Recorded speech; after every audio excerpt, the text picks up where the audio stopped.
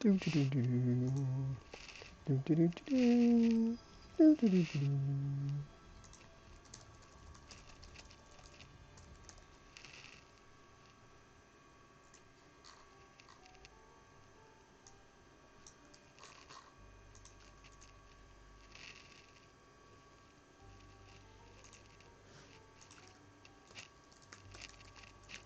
do. Something's not quite working, but let's...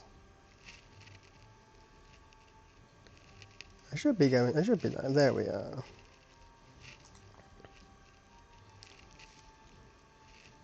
Hello. That'll work. Twelve. Yeah, OBS chat doesn't want to work for some reason. I don't know how to check it. Let's mute myself on stream. Yeah, that's weird, but the overlay works fine with the chat, so... This is my intro. My waiting music for people to pop up.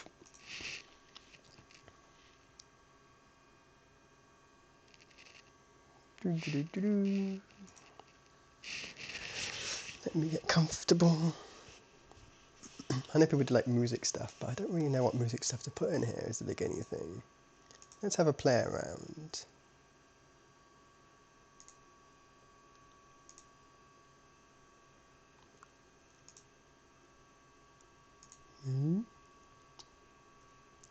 Nope. Just have a play around. How do I... Audio output?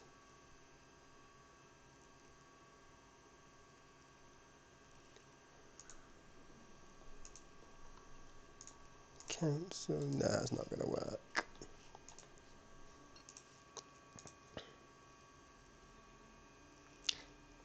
Yeah, I have no idea how to add background sound. But you get...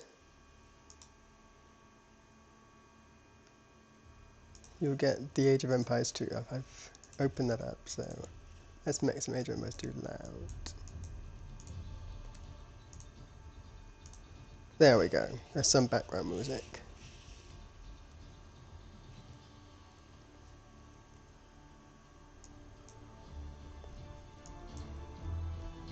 Make that a bit louder, and there we go.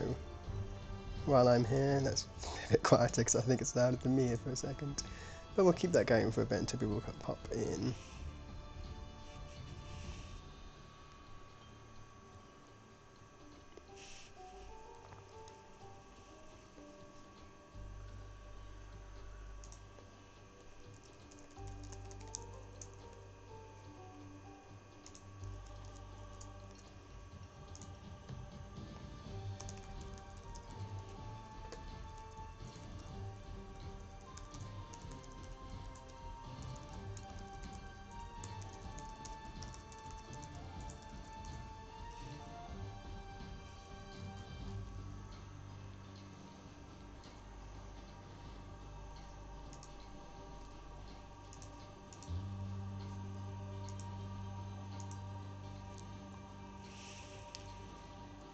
Hello, Mega Empires. Just bear with. Bear with while I get technical things doing and get things started. Thank you for coming. I think it's the correct way of bear with. I'm not sure. I can't remember how you spell bears and bear with. If it's B-A-R-A or B-E. I think it is B-E-A-R rather than B-A-R-A. It just looks like it's a bear. I might have a picture of a bear somewhere in the future. Add it somewhere. But while we're waiting for people to pop in, I will do some things. And those things are... It's also an overlay so I can hide the stream, so I don't spoil things. What am I doing? I'm opening Capture Age, that's what I'm doing. I'm going to get ready to stream, to cast some Age of Empires 2. Okay, that's that loaded. Okay. So we're doing Superdraft 2, which is a tournament created by the practice squad. There is a Discord. I do not have the link to Discord, but there is a Discord if you aren't part of it already. I do not know. I do not recognise your name in the Discord, so if you are welcome to do some practice. It's just sort of people who like to practice and do some tournaments. I'm looking for Eleanor versus Lever. There we are. So there's a Superdraft, drafting civs at the start of the thing. All people, groups of 12, 42 civs, groups of 12. That means everyone gets 7 civs twice. The civs are given twice. So everyone gets seven civs. Some of them are, some people get quite nice picks. Some people get terrible picks, like some of the lower ones like Burmese, Bengali. Some people are lumped with them. But thanks, T90, better watch out. Maybe. I don't know if ever going to be that popular. I think there's definitely, streaming is definitely a early bird catch the worm. Because T90 was starting as like 2014 or 2015, whatever. That's much earlier than much more earlier than I am, and that's why he's one of the main ones. He was one of the earliest to do it. So we have a Superdraft match, Eleanor and next level. Eleanor is not around because Eleanor is doing some schoolwork stuff apparently. Next level, I have no idea. But we'll get us started. We'll look at the draft for this. Is Group 4, which I'll be casting the semi-finals of, I believe. So we have Group 4, Eleanor and Lever. I actually might do some. I might make an Excel spreadsheet and then, well, I have an Excel spreadsheet because I don't have Excel. What was it called? LibreOffice Calc. I think it's very kind, but I'm sure he does perfectly well in that aspect. Let me just make some more things. Next Lever. What civs do they have? Lever has Japanese, Malians, Bulgarians, Mayans, Ethiopians, Goths and Malay. Eleanor has Hindustanis, Berbers, Persians, Saracens, Turks, Bengalis and Burmese. So we have the civs of the thing. Let me create a window capture for this. Yep, cool. So here we have a very badly done. How do I zoom in this? There we have it. There we have the civ. Very bad. There we go.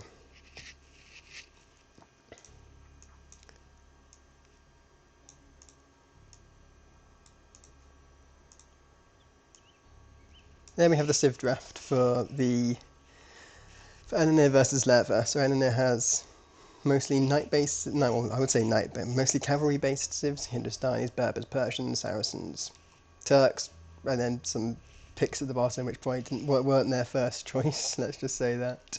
So some strong cavalry-based civs. I know Eleanor quite well. Eleanor does like their cavalry-based civs, but I think since then there's more transitioned into archer play. So this draft was quite a while ago. So people who may have had favourite civs at one point may have changed their favourites throughout the tournament. Lever's gone for more classic top civs: Japanese, Malians, Bulgarians, very infantry based.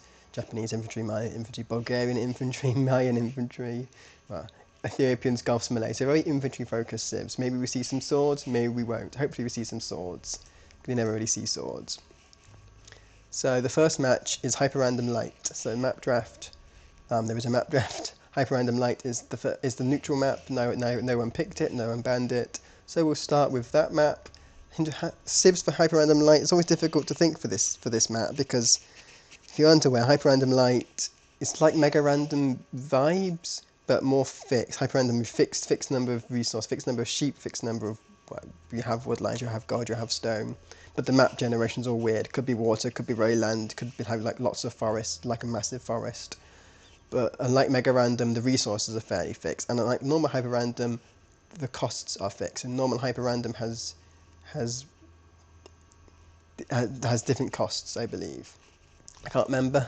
They just have different costs. So yeah. So this is the mega random sort of map generation with standard resources and standard costs. So makes things more chaotic but fair. That's generally a good starting point. So I think civs Hype Hindustani is a top civ. It's always going to do well on any sort of generation. That's why I think Valinir Hindustanis. Net leather Malians maybe. If you get Hindustanis, potentially something like Japanese, Ethiopians might do well against Hindustanis just to sort of overwhelm them with archer play. Hindustanis Gulam. It takes a while to get Gulam out. So potentially Ethiopians, Hindustanis. Potentially some sort of Goth flood, perhaps if it's more of a closed, because you can have closed starts or semi-closed starts. So Goths could see their way in, but probably not. But Malians, I think, is a very safe. Malians, Ethiopians, I say, is a safe pick, and Mayans to an extent. So we have. I'll close my area numbers too, so that audio doesn't come through. And I'll close this so we don't see it, and then we'll reveal the game. So here we have Age of Empires 2 cast, Superdraft 2. Don't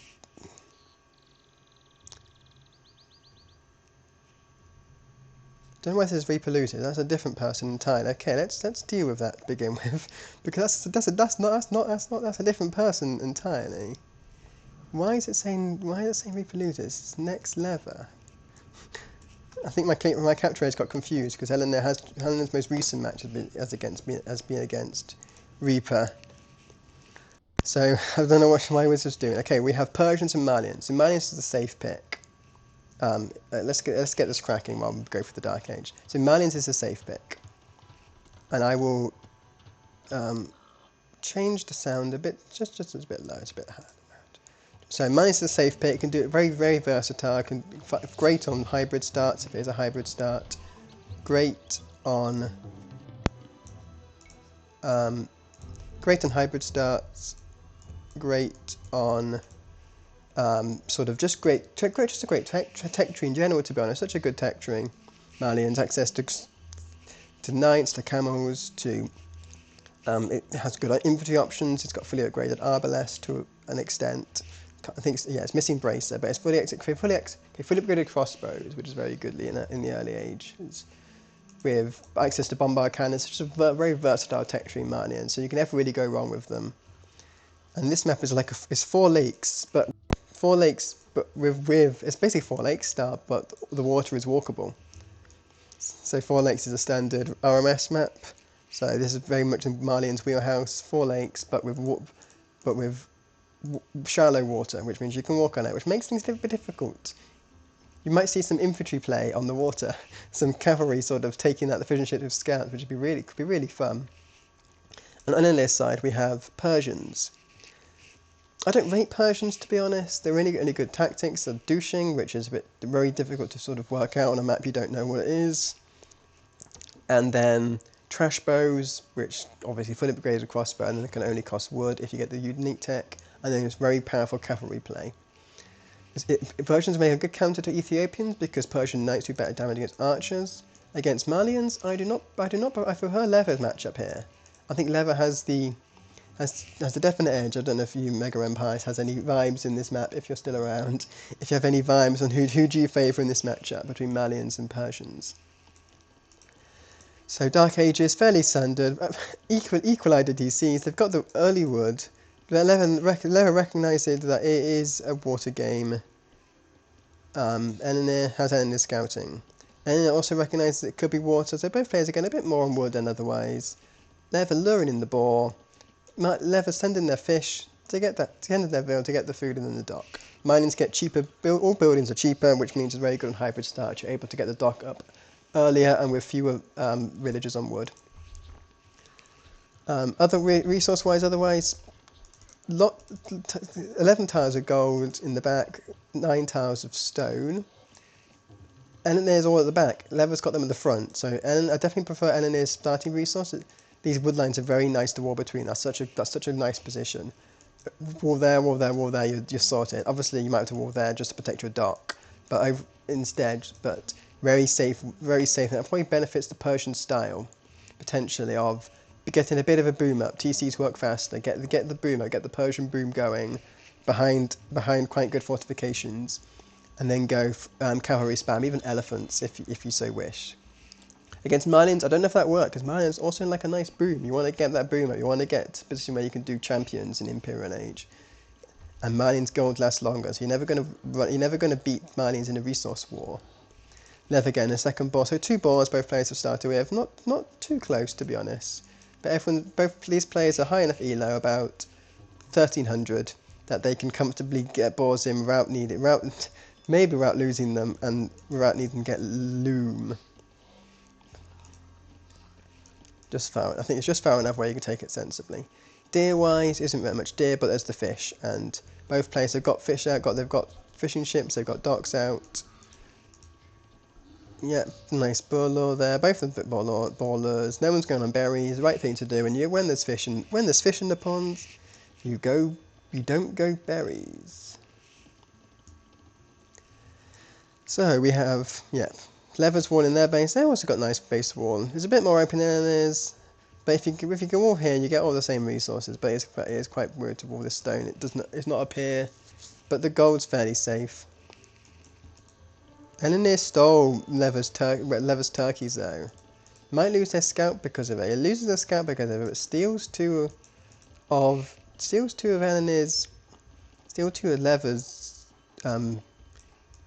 turkeys, which is very handy. I mean, it's always good to steal a bit of extra food.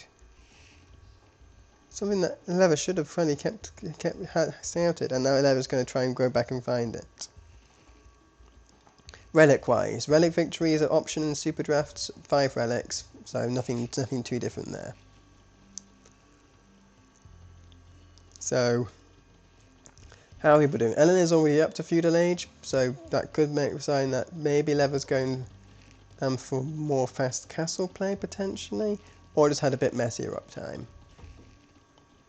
It's hard to think, because already on berries is not a great sign, but losing those 2 turkeys probably contributes to that. But even with the idle TST side of Leather, that should be the time that they should be going up. Already ran out of boar. It's not a good start for Leather, to be honest. The food ran out right at the wrong time. But they are walling all their resources in, except in this corner. Already having to go into deer as well. Already having to go on deer is a bit... It's difficult to make deer work, because it is... So you pick up a lot of hunt from deer, you pick up a lot of resources from deer. But it takes a while they pick up so many, which means it doesn't really come in opportune times. Okay, Leather is going for a slow feudal. It would have been a fast feudal if Leather's resources were on point, and they weren't. So L&M would get up to feudal age first, but warning themselves out of their own dock, I wouldn't recommend that. It's not a good idea to wall themselves out your own dock, because now what's protecting this dock? You need to make a galley then to protect this, or a fire galley. It's not gonna. If Leather gets scouts out, then Leather could have and you have to bring spears away from your own base. Also, I don't like this stable. I mean, it's sort of I feel like you can bring wall in here. I think it's much easier than having to wall in here. So that stable's going to be... Okay, I don't love that play by He's walling all of his resources out. He's touched a lovely woodline, which he knows about. He knows that this entire woodline exists. So I don't love this. I think Leather had... Eleanor has the good thing by getting to feudal first. It's so much more... It was such a good Dark Age for Eleanor. Now he's sort of ruined it by closing themselves up too tightly. And you have to... If Leather puts enough pressure on as Marlians, Eleanor's going to struggle to expand. Because you can't expand on these resources if Leather has them. But yeah, Eleanor kills Leather's scout, has another one in the field, 2 scouts. Hello Zerg. Hello Lawler. Thanks for popping in. Yeah, we're doing Superdraft, Eleanor versus Leather. Oh, hi Leather. I didn't know you was... Okay. Yeah, that's fine. Yeah, the VOD will be on for when... Yeah, so the VOD will be up for when you watch it, when you can peruse in your own time. If you ever have a time, if it's a particularly long set, you know how long it is because you played it. But if you are free at some point, if it's a quick Yeah, I don't like Pebbles Wall either. There was the much better war. Eleanor was warring themselves out of their entire resources. But Eleanor had a really good Dark Age. Stole lever, 2 levers turkeys, and then that lever did not take. But yeah, I like lever's base for the future, but Eleanor has such a sick Dark Age. But yeah, this wall walls them out themselves their own lake, own water, and it's shallows. It looks like 4 lakes, but it's not. These are shallows which you can walk on. And I definitely think scouts could definitely interrupt Eleanor's docks. But Lever is not bothering to make scouts, not bothering to attack that 1%, not even bothering to take the vulnerable resources, going completely up, walling behind, going up to Castle Age, looking to boom. Could Marlians beat the boom? Hi Bus. Thanks. I will need the luck against Lawler. Lawler's also here. It's hyper random light, Bruce. It's 4 lakes, but they're shallows. And also the wood lines are much stronger than these wood lines you will not see in 4 lakes. It's such a lovely potential base ending it has, but completely did not wall here and did not wall here, so they've constricted themselves. But then Lever's not taken advantage of it. Lever is getting up to Castle Age, probably going camels. I think I definitely prefer. They can. Whales can fish this, but obviously fishing ships is easier because you're producing out of a dock and a TC. So yeah, in theory you can't town centre this, but so it's not. And I don't think you can mill it either. So it's very inefficient for whales to take this deep fish, but it is possible. I believe. I feel like Lawler beating you, Bruce, may have been a bit of luck on Lawler's part because I did cast that set. I feel like you were unlucky not to take the advantage against Lawler. I think Lawler scrapped through and took the victory in your set. Because yeah, you would have been undefeated otherwise because you beat Belgian. So yeah, Belgian smashed Lawler and you beat Belgian. So on paper you're the best one in the draft based on those results. But yeah, Lawler definitely scraped through a victory against you.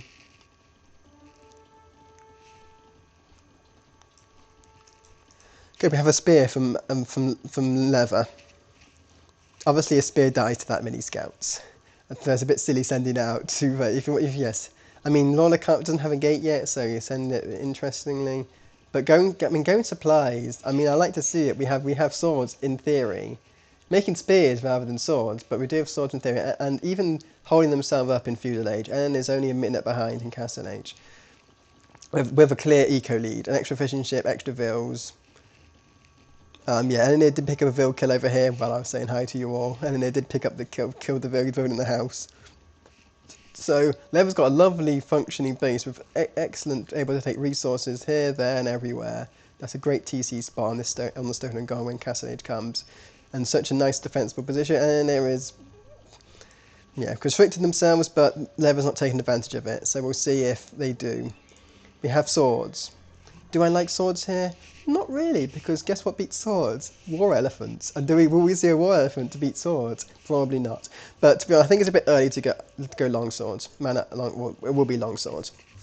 I think it's a bit early, because even though they have the extra pierce armor defense, they still die to knights. I feel like it's something you do in Imperial Age is Champ Scar. I feel like, yep, it is hyper random duel. That does give it away at the bottom here. hyper rare. Yeah, it is. So yeah, I don't like the longsword play because enough knights will kill it. Because yeah, they don't have the best. I can't even see where are the longswords. They're all hiding. Like I can't see what their armor is. But yeah, I don't love them here. I don't know how people think about. I don't know how you guys think about longswords this early against a knight player. You can't see, you're on phone. I can zoom in a lot if it helps. If you I can zoom in very tightly on the longswords if it helps you on your phone. But yeah, against an archer player, sure, Marlian longswords will do well. Against a knight player, I don't know.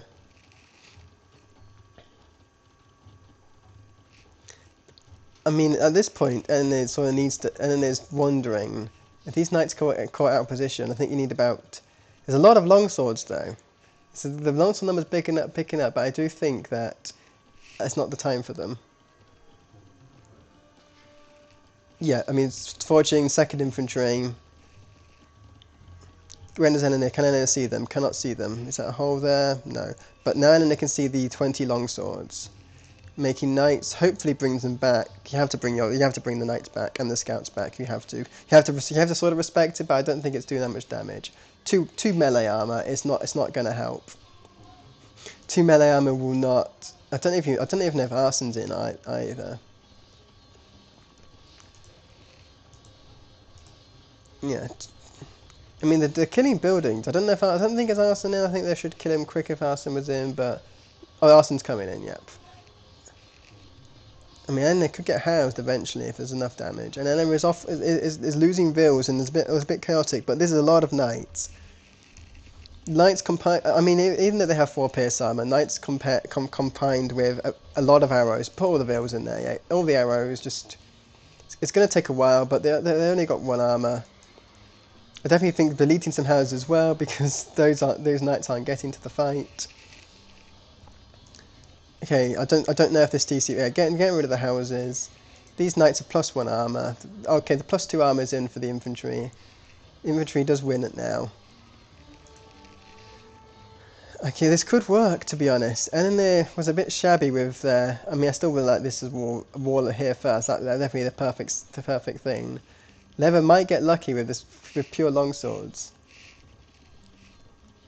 But I think knights should come up. And I've invested a lot of resources for a long while, and have to build a lot of knights. Leather is booming behind her. Why did I say Lawler? I'm getting predictive. But Leather is booming behind it, so perhaps appreciating that it might not work 100% in the end. I think definitely you could pick out the reinforcements, Gianni. I think that's the wise thing to do. Okay, Leather realised that and is grouping them together. Castle Fire is not going to do much at all. Not for only 4 vills, sorry. But yeah, Leather hasn't been able to destroy a TC yet, and losing a lot of vills. Okay, and then the knights try and engage these, and these longswords are doing a lot back now. I mean, the answer will be elephants in theory. In theory, if Kenneth was able to get elephants already, that's what would kill Leather here. But yeah, this double TC fire. These longswords not sure what to. That'll eventually rack about 4 die, just trying to fire out which direction to go. The next lot of longswords are on their way, but I feel like Elena hasn't. TC fire is doing enough. Taking a fight under 2 TCs, that's really strong, and that will be a clear up for Elena. And then they have 7 knights. Yeah, garrison this TC. Yeah, Elena's gonna have to think about what else to go. Leather has to think what else to go for at this point. And Elena should definitely try and be on stone. Definitely try and get some safe stone. Get a castle, because that'll really help things. Yeah, Leather's doing really well. I mean, I feel like it's not going to work forever. I feel like all Elena does needs to get more knights up. Just get enough. Get double the number of knights. Start going ham. Can afford more knights. Yeah, can afford 2 more. That stable's going to die, unfortunately. Definitely think about more stables. Yeah, there's another stable in the back. Yeah, I think Elena just didn't wall correctly. I think that the wall had to go here, as well as it giving position to get your resource safely. Also, it gives a much earlier warning that army's going to be here. Chain binding's coming in. That is, it's going to help. But these longswords are coming. They're coming. 2 TC all in longswords. Now spears are coming. Pike spears are coming. Okay, Leather's realised that this is not going to work 100%. Actually, we are really good. Gabetto would be really good, because they do melee damage from range. But obviously, Gabetto is a Malian thing, and Persians don't get it. So what do Persians do here? Nothing. Scorps don't only do pierce damage. You really want a melee range, and well, your opponent's got the melee range. Can you convert some Gabetto? And then try and win from there. It's a lot of this longsword can eat TC. Now, if these knights die, these longswords will eat the TC. There's enough for all of them. They got forging. They just need to get iron casting, and they'll be absolutely fully upgraded. Because they've got arson. They've got squires. I think. I think squires is in. But there's a lot of knights now. There's a lot of pikes now. This what does Eleanor do now? How do you beat pikes as Persians? Well, TCs is probably the answer. Definitely take out the pikes for the TCs more than anything. Taking the fight, it's not bad. The thing about so many longswords is that they can't always get to the fight. So if you can defeat them enough, you can get a good engagement against. And that's not a bad engagement. What was it? 30 longswords, now it's only 23. It's not bad. But I don't think you can take more. I think you have to wait to get more knights. Yeah, it goes. Yeah, definitely need to get more knights in the fray, and then think about doing another unit, a unit that beats the pikes. Scorpion, you can afford a siege workshop. I know enemies have to do a lot of micro of knights, but siege workshop is I think siege workshop. It's not going to do anything against the longsword, which is now destroyed a TC, but that's the answer. How does Eleanor survive this now? If the leather kills the stables, what can Eleanor make? Eleanor's fighting so much wood, but lost the market. I think it's over, to be honest. I think this is over. I was doubtful of the long swords, but Eleanor wasn't proactive enough. He didn't make enough. He didn't have enough stables making knights. And triple barracks long swords is more than enough. Taking the TC, this is the fight to take for Eleanor. And if Eleanor doesn't do this fight, it's game over. But if Eleanor loses the fight, it's game over. And losing a lot of vills into actually not even losing vills in the TC. The TC's just not bothering taking the vills down there. Now there is because it's just attack stance. But just there's only 4 knights left, 7 in queue from 2 stables. But now it's just going. Now there's enough pikes there to kill all of them. This knight can't even make its way to the fray. I mean, there's 15 vills. There was 15 vills in this TC. I think you sort of need the vills in the TC and to shoot down the pike. But at this point, oh yeah, no fletching TCs either. Yeah, that's a good shout. That's a good shout. Zyback. Does mining's no got squires? Okay, that does I mean, it's not means they're fully upgraded as they can be. This TC's going to go down next. Longsword's going to take this. Siege workshops in. Scorpions are in. Okay, it's the right decision. Kill the pikes. Make sure you're under the TC though, because now you have to engage a fight to destroy the scorpion, and it's just going to die. So, I mean, obviously I think the right thing to do is garrison the scorpions in get a couple first. But unfortunately, at this point, the TC's going to die. The pikes are now control grouping to kill the knights. The longswords are control grouping to kill everything else. There's no ballistics in either, so all these longswords are going to walk through. They're going to be completely fine. And it has to make another siege workshop at the front this time. I mean, you say that Eleanor's got IOTC time. I mean, Eleanor's got half the IOTC time as Eleanor. I don't think it matters. I mean, a lot of idle build time as well, but less idle build. I think this still works. Just at this eco, it's difficult to macro behind this, but Eleanor doesn't need to at this point. I think this is GG. If Eleanor gets his back, I'll be very surprised. I just don't know how they can. I mean, the vills are fairly similar because the Persians had Persian TC boom, but this Scorpion's not going to do anything against the longswords. I don't think there's enough, and there's not enough Scorpions to do any damage in enough time. This TC's gone. It's gone down. About 300 HP. It will eject. Yep, it's ejected. Quickly repair. I mean, it's got the wood to repair at least. It can fend off an attack, but I think they can't repair quick enough, and it's just about. Can just about repair quicker than dying, but soon the vills will just be targeted. Scorpions at least get damage against the pikes. These Scorpions are killing the pikemen, and Leather hasn't reacted enough to target these Scorpions with the longswords. And actually, Leather pulls back. Scorpion defense is just about. Scorpion plus TC defense is working. Maybe the idle time will be more important, but now the vills are also on the fight. The vills targeted the thing, and now they're going to die. Eleanor's lost 20 vills in the last 20 minutes. In the last like 5 minutes. I mean, and there's no more knights. There's no more in gold. Eleanor's mining stone for maybe a castle, and now the Scorpions are all dead. I think this is GG, and then it has to call GG soon. And then it's got a forward Ville, another barracks, a castle. I think it's over. Yep, it's over.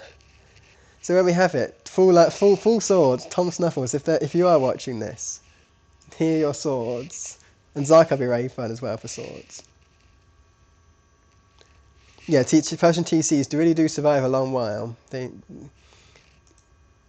probably not the best. I think, yeah, if Eleanor had walled this, but Eleanor lost earlier by walling. Won Dark Age, lost feudal age by just walling. The scout play probably was the right call, but really had this double wall to protect the dock, and this double wall protect protect the other thing. Yeah, Leather won feudal age, won castle age. If Eleanor had walled this off there, walled it off here, that's an extra wall. We could keep walling behind that. You just keep walling behind that. You don't have to, because then they made the wall here. There was no way to keep walling behind. Had a house like the wall was here. Only build a house there. When they've gone, you can't build houses here anymore because there's a farm in the way, and there's a tree in the way here. So yeah, fletching could have changed a lot at this point. Yeah, I wouldn't thought about fletching to improve a TC. I don't think anyone could afford to at some point. A lot of the point, Eleanor couldn't afford to click fletching. Yeah, if Eleanor had walled here, then you could just keep walling behind, survive until you get enough knights to deal with it, get enough stone for a castle, war elephants kill longswords, war elephant scorpion mix will kill longsword and longsword pike. Because obviously, how can you kill a war elephant as longswords? You just can't get enough of them around. And there's obviously knights to help production. Yeah, Lever had a plan. The plan was to go full swords. I mean, I might think about that as Malian. I don't really go for early Castle Age longswords as Malians. I do play them a lot these days. But that's an interesting tactic. Lever wasn't the best macro behind it, but it's only 1200, 1300. So, yeah. I could be excused. Macro behind very, very aggressive macro. Yeah, fletching is such a good attack, but if you're not going archers, there's no reason doing a feudal age, and if you see all the longswords, like, fletching is probably the least of your mind. The most important thing is, oh god, I need army now, I need my knights, I need my...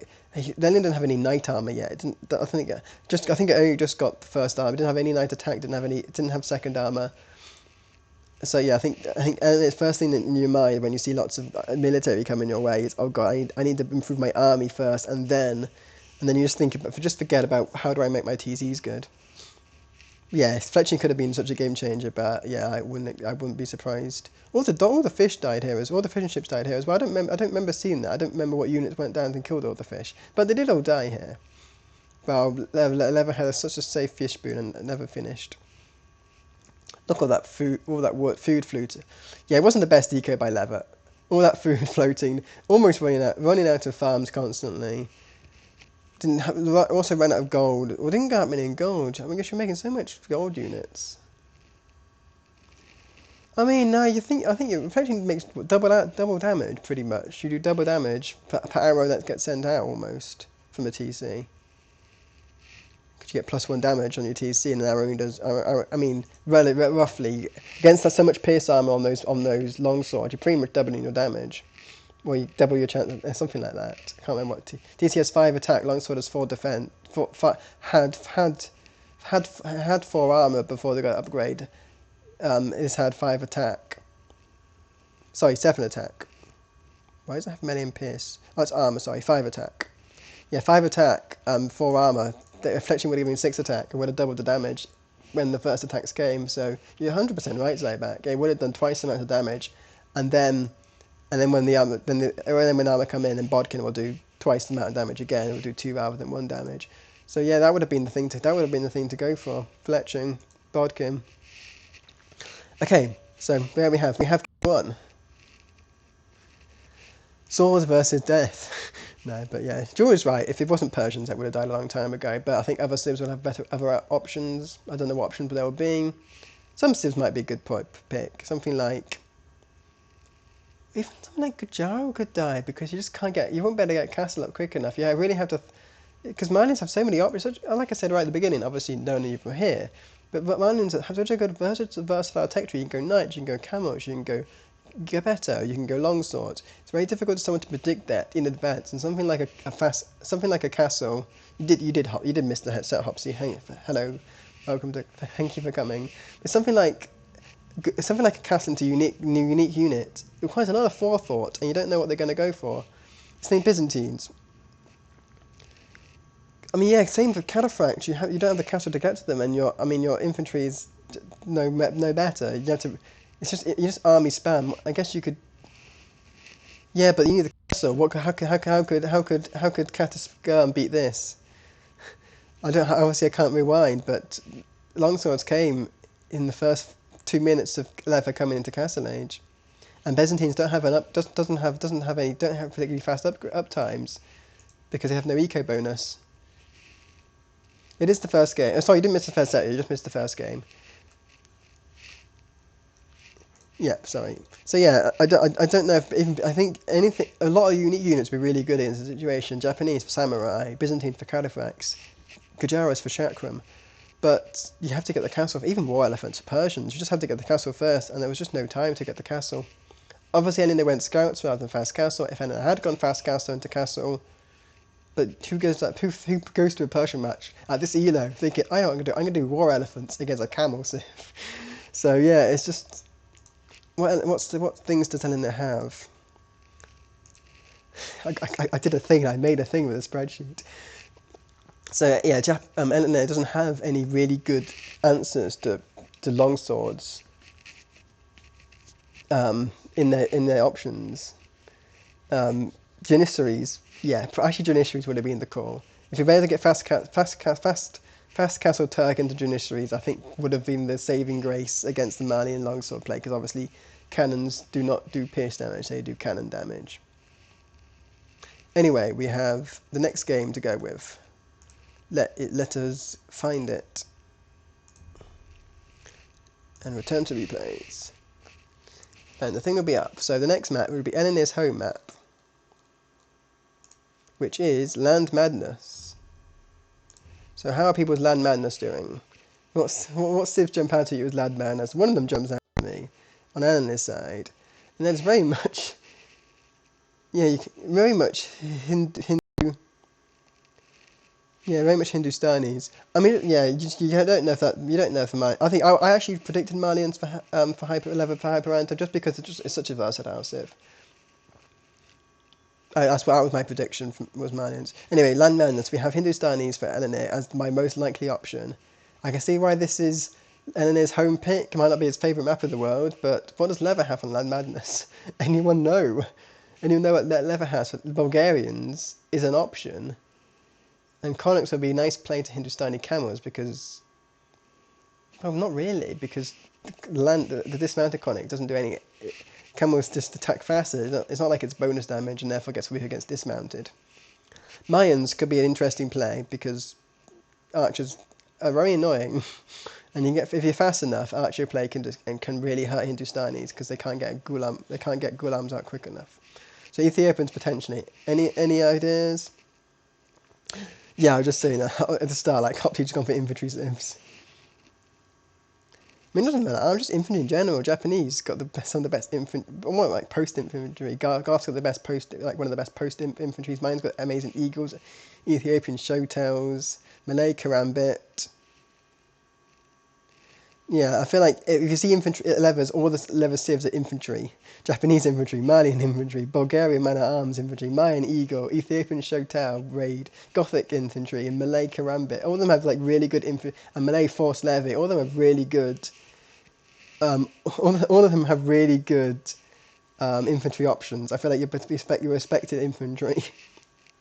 Camels, the Burmese don't have camels back, unfortunately, and Bengalis don't have any go. But apart from that, the Pacifics that Eleanor probably actually wanted, top 5, all have camels. The ones that he didn't want don't have camels. I think that's the sort of result of that. No, neither do Bengalis, but I don't think these were Eleanor's first choice. I think all Eleanor's first choice were camel civs. All of Eleanor's reject picks at the bottom were not camel civs. I'm sure tax wasn't that particularly high, but yeah. So any ideas what Lever's going to go on Land Madness, chat?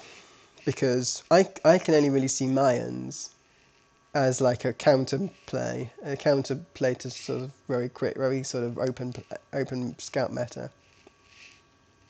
So if anyone's any ideas, Jewel, Hopsy, Zyback, of what's going to be the story on the day for Lever's Land Madness, and do you think it's going to win?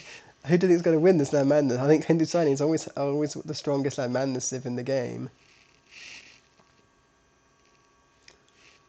I think LNA may have put Bengalis up slightly higher, Hopsy.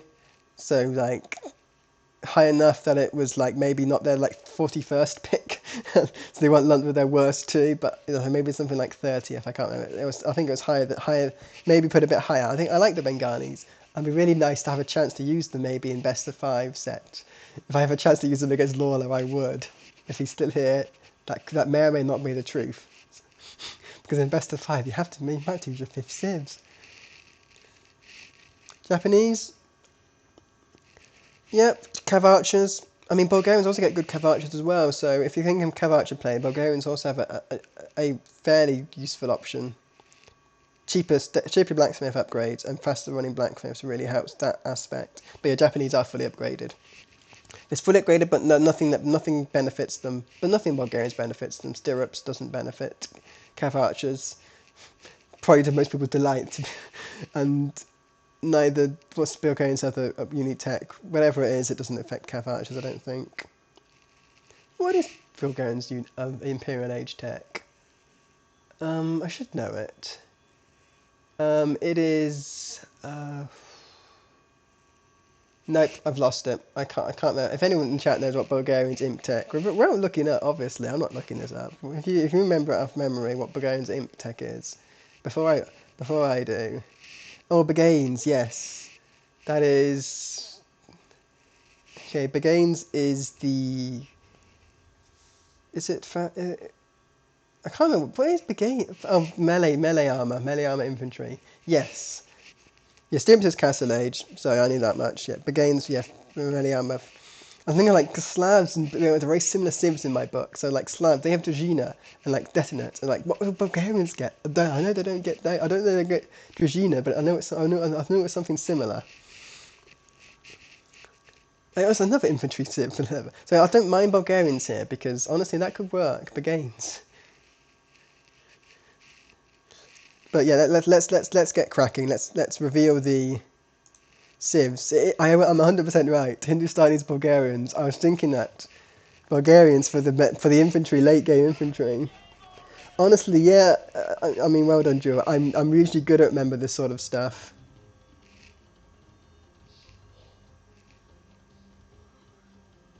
Look at the chat. He doesn't know which map. Ellie, you lost that map. It's your map first. You want me to pronounce Shinkin Chan? Okay, I'll do it. It's not that difficult. Korean Japanese are one of the easiest languages to pronounce because they pretty much go consonant vowel, consonant, or consonant vowel in particular patterns. It's one of the easiest languages to pronounce because they don't have lots of consonants together.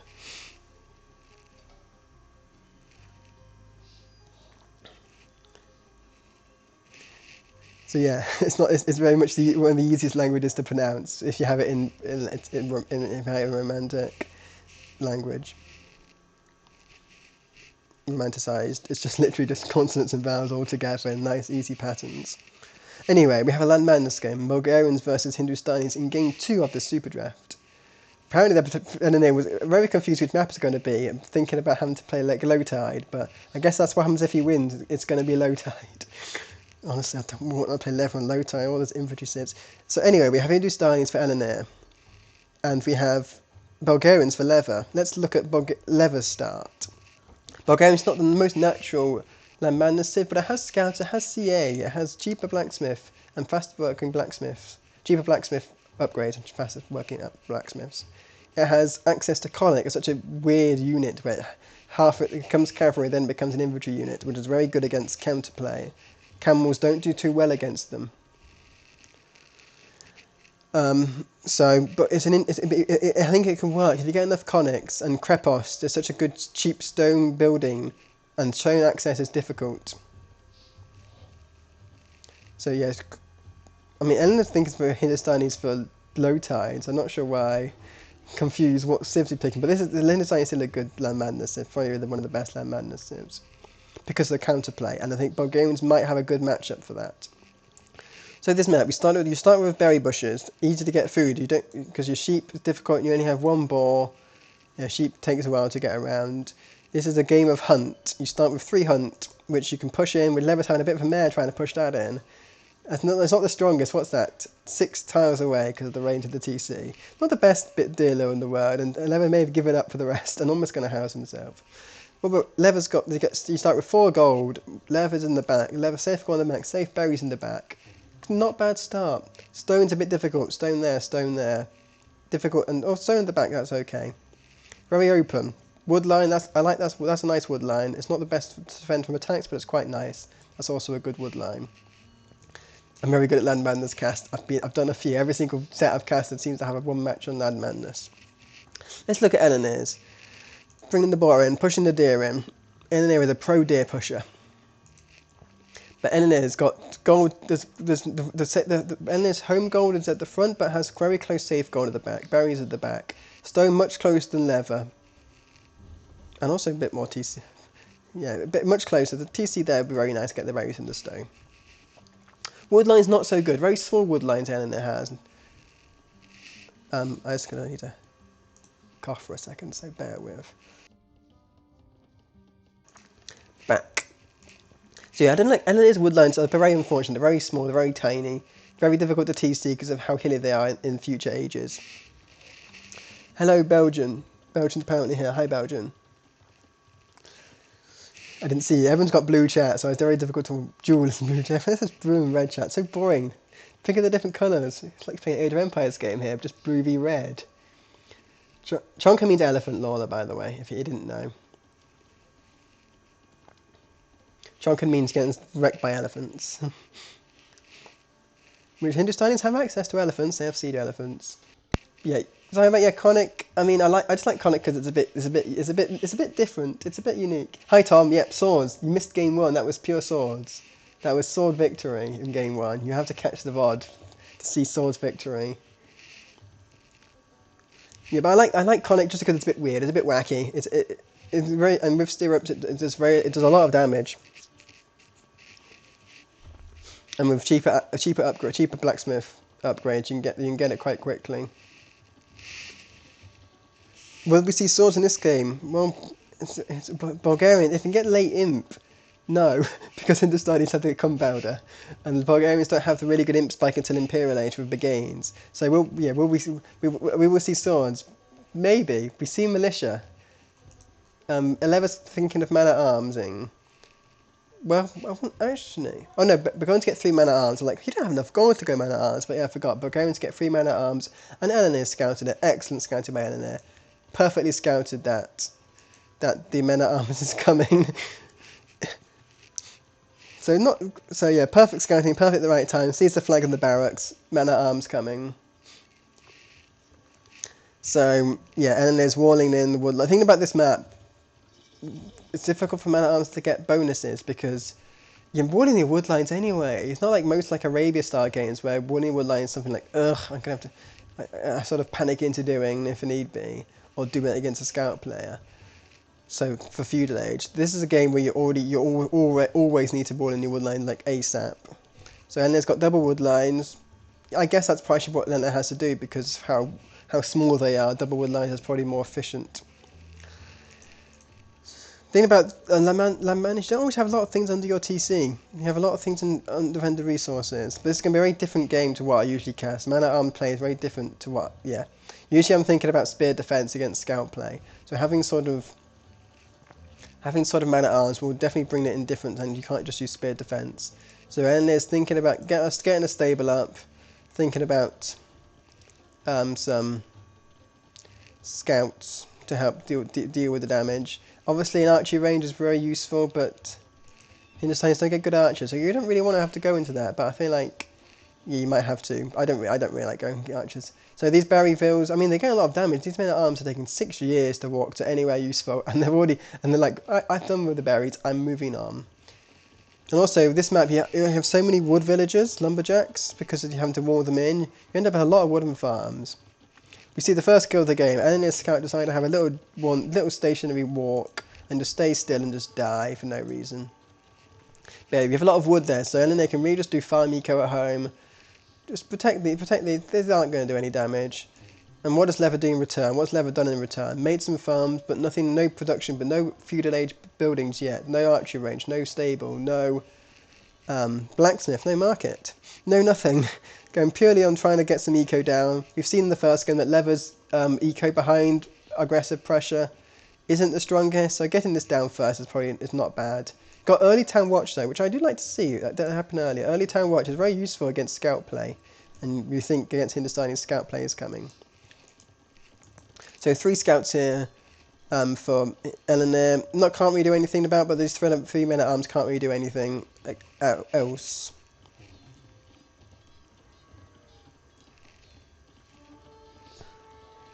So I'm just trying to see what chat's doing. I mean, that's the point of the map, that there's land spots that you can't wall. I think otherwise it would just be a very boring sort of Arabia-style generation. But yeah, these scouts are getting some damage on Leather scouts. Being better mobile is difficult. It's more the tempo of the game is always more in favour of the more mobile player. Sort of try and find a way to word that concisely. But the mobility is always your friend. And these men at arms are sort of stuck. They have to kill the wall, but they have to be Leather really needs their attention on them. Otherwise, when they start attacking the wall, they're really prone to attack. And now they're just going to stop. Now Eleanor's luring them to the TC. So it's really a big micro game when you're facing someone faster than you. Actually, Eleanor just dives, loses the scout. I think you could have just not used that scout in the fray. I think Eleanor's even been getting berries while that even just finished their berries in the meantime. So the man at arms play didn't work. It's not the map for it, unfortunately. I think how much Leather likes their man at arms play, this is not the map for it. You're already walling. It's not going to do any damage, and it no damage. And it's very much stalled Leather's production of like anything. It costs a lot of gold to go that, so he even had to go gold as well just to make things work. Can't get anything like, yeah, it's just a bit. And now Eleanor's on the attack. So my top tips for Land Madness: you need one spear for every 2 scouts for every undefended resource. Leather's undefended resources are this gold villager, this lumber camp at the minute because it's unwalled, and this mill for an extent. But honestly, Eleanor's just losing scouts for the hell of it. So you need one spear for every 2 scouts. So there's 4 scouts. So you ideally need 2 spears. Obviously, if you have your own scouts, that helps. That helps even out the odds. But yeah, that's my top tips for Land Madness. If you ever play it, that is my top tips. And if Eleanor had seen this overshot, that would have been really useful. But Eleanor has no idea where the village is. And they've actually done a really good job of walling their base. It's a map you can't really wall. You have to do big grand walls that go from edge to edge. But yeah, there's a really good wall, and sticking spears and choke points really good awareness and map sense, and sticking your army at the bit you can't choke. Eleanor, I don't like Eleanor. You really need some sort of a more aggressive unit stance. If you're not focusing on your scouts, you need to put them on defensive or aggressive. Eleanor, we know Eleanor has control group problems. That's Eleanor's like top failure. Why Eleanor isn't higher relay because they don't play ranked, but also because they don't control group very well. So yeah, could get a control group, getting some defensive, getting some like good unit stance, and now we have a really good. I mean, Leather has the army advantage here, and Eleanor's trying to find damage, and it's not going to happen. Leather also saw the overcharp and walled that in nicely. So at this point, before I stop making, Eleanor should stop making scouts. I mean, if this army is home, they should stop making scouts, but the army's wandered off. So definitely, you can take 3. Like I said, one spear for every 2 scouts, and then there's 7 scouts. She needs 3 spears defending this now. 2 is not enough. But we see Leather on the attack as well, and Eleanor has no spears in defense, and Eleanor has weak gold here. You need a third lumber camp, which is prone to attack. Eleanor needs 3 spears here about yesterday, and they're not coming. This is also weak. You also need spears for this. Leather hasn't been attacking well, and Eleanor's not waiting. And when you're under attack, you have to attack back, ideally. Lost a Ville here. I think that was a weak will. Still hasn't reacted. Warding the gold to an extent. That's good. Sacrificing Villes here to protect your gold is a plan. Not a good plan. I'm retreating the army home. Okay, Eleanor has not decided to make spears. I don't like that decision. This spear was not defend. These spears is not enough to deal with everything. I mean, it's enough if they were together, but Leather doesn't have the best double unit micro. But I guess, yeah, Eleanor does not have any spears in defence. Eleanor's lost 6 vills, 7 vills. This might be over, to be honest. That's a lot. That's way too much eco damage. Luckily, Eleanor's got less idle time, but Lever's on the way to Castle Age. Eleanor is close, but not quite there. And all Lever can do is just run back home again. Eleanor has got +1 armour, but so is Lever. Lever's also got 14. But I do like, and this is not a fight Lever should take. I think maybe the scouts just went backwards somewhere, and Lever forgot to recontrol them and move them further back home. Because that's a good engagement for Eleanor. Those scouts, they will die to Vil, so they're no threat to eco anymore. Vil's good to destroy them. So Eleanor is safe. No market though. I don't like that. No market for either player. This is the game where you're floating millions of wood. You need a market. Market should be one of your market. You should always have a market, because you're always floating wood, because just nature of how many wood choppers you have. You're always making so much wood. You need a market. Yeah, this spears weren't enough. I mean, I think you could have engaged there, but I mean, yeah, there's some damage here for Eleanor to take. I think that you need to engage the spears. You can't just keep running away from them, because when you get camels, as you inevitably do with Hindustanis, those spears are going to be very annoying. Okay, takes a weak scout. That's good. Takes another weak scout. Runs away. I mean, I love this micro. It's really sick micro. Taking out the scouts one by one. The scouts are still chasing. The spears are too far behind. Loses one return. You could have taken the engagement earlier. But kills all the scouts. The spears are out of position. These are spears on aggressive stance, not defensive. Just runs around them. Well, we'll never realise. Will Lever take these spears back? Nope. No spears coming back home. Lever's a bit panicky. Focus on other things. Focusing on this TC. He's going to lose some gold vills. Will it lose? Actually, will it lose a vill? Let's just zoom in. Pikes in. Lost 1 vill. But then Endless lost their entire army. So, I mean, spear defense works on this map. It really does work. And then lost 7 vills because they didn't have a single spear. Lever only lost 1 because they had spears. That's generally, and got to Castle Age earlier. Yeah, market is indeed your friend. Yeah, on this map especially, market is very much your friend. And it has a market, I think. No, they're just making ranges. Yeah, market is your friend. Yeah, Eleanor didn't have any spears. It's my top tips on Land Madness. I know this set was probably before Eleanor's watched all my voice casts on it, but you need spears on this game, on this map. Oh, we have a TC in from Lever. We have a TC potential. Oh no, waiting for the wood for a TC for Eleanor. Eleanor's dropped a few off wood, mainly because half of them died. It hasn't. These mini lumber camps is a very inefficient way of spending your wood. Now Eleanor's running out of wood for farms. And also running out wood for cavalry archers. Yeah, Eleanor really needs to go hard on wood. If you're making CA, you need wood. What do we see? Lever. Oh, we see swords. Tommy, you still here? Because there's swords. I mean, I don't love this. It's Bulgarian swords. They're not like particularly impressive, and cavalry archers are an option now. Does Eleanor see them? No town watch doesn't see them. Yeah, I don't like this decision. Mines is one thing to go swords. Bulgarians is another thing. I don't love this. They're very slow, and Hindustani are such a. They're a gunpowder sieve. They're literally a gunpowder sieve. Lever. I know they didn't get. You don't get gun. Oh, there's an overchop there though. Okay, Eleanor sees it. I know they don't get really good. Infantry doesn't. Their gunpowder doesn't really expand until Imperial Age. But they're a gunpowder sieve. I think you might have to think about some more cavalry aspects. I'm sorry, but. Yeah, this is easy peasy lemon squeezy for Eleanor. I mean, once you get Bodkin, this is just sport at this point. I mean, I think you can kite better than that, to be honest. But they're all dead. Eleanor didn't see where the other lot go, but I mean, it has a vague idea. Bodkin's coming in, yeah. And we still see longswords in production. Like, you've just seen 6-year longsword just get kited down by 4 cavalry archers, and you've seen double archery range.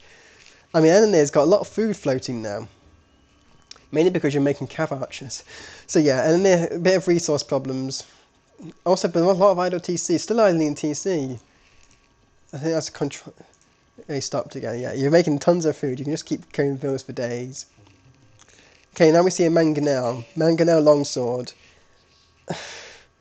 Yeah, I don't like that. Funnily enough, I don't like that. Mangonels aren't the best unit against cavalry archers because they're too quick. I mean, at this point, Elenir, what's Elenir do? TCs, go TCs all day, make all your vills. Vills are cheaper for Hindustanis, you can just keep making vills. That should not scare you. This should scare you. Yeah, CAs are the right thing to do in this map. That's why I think Bulgarians are a fine choice for that aspect. Bulgarians get good CA. I mean, perfectly adequate CA. In Castle Age anyway, don't get the last armour. But yeah, Bulgarians get perfectly adequate. I think hopefully Eva's trying to push enough with the Mangonels to force these cavalry archers to make a decision. But you just need one. You just need scouts. This siege is not just one camel kills the scout. Just make a camel or two. You got the food to make some scouts. You got the food to make scouts. Okay, making camels instead. Maybe some scouts just so you can go to imp quicker because you're not spending that much gold.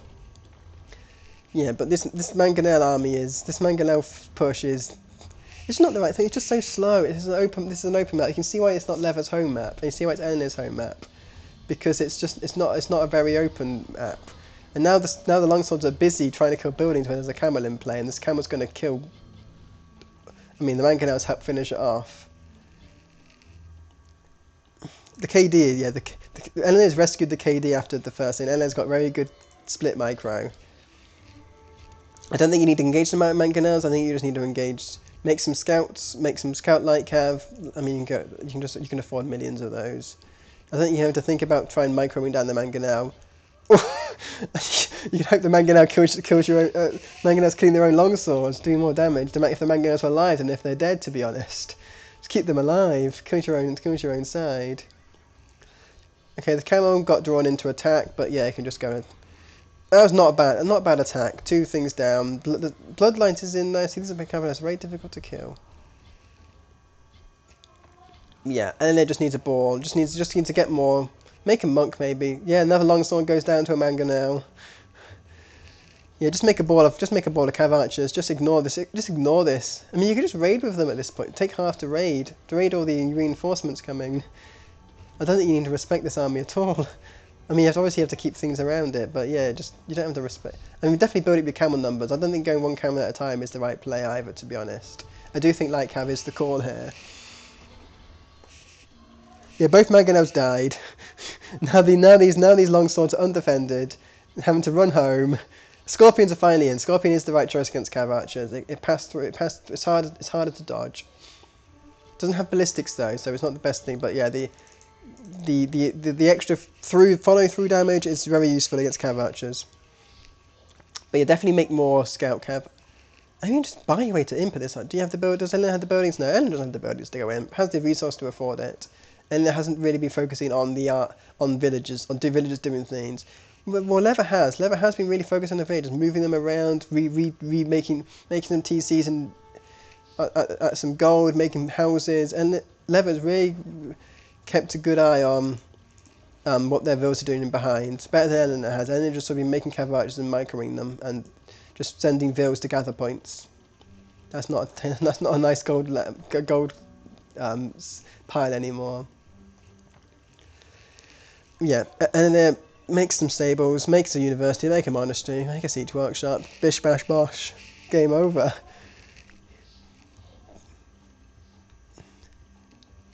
Yeah, go to imp. Make camel. Okay, Elenir can afford imp, but can't go to imp. University, get ballistics. That'll sort you right out. I mean, you don't need ballistics against this slow force, but I mean, yeah. Tom, do you think this is a good idea? And it's not enough because it's only Bulgarian, unfortunately. They're not Malian longswords. There's not enough to kill these DCs because they just die to all the cav archers.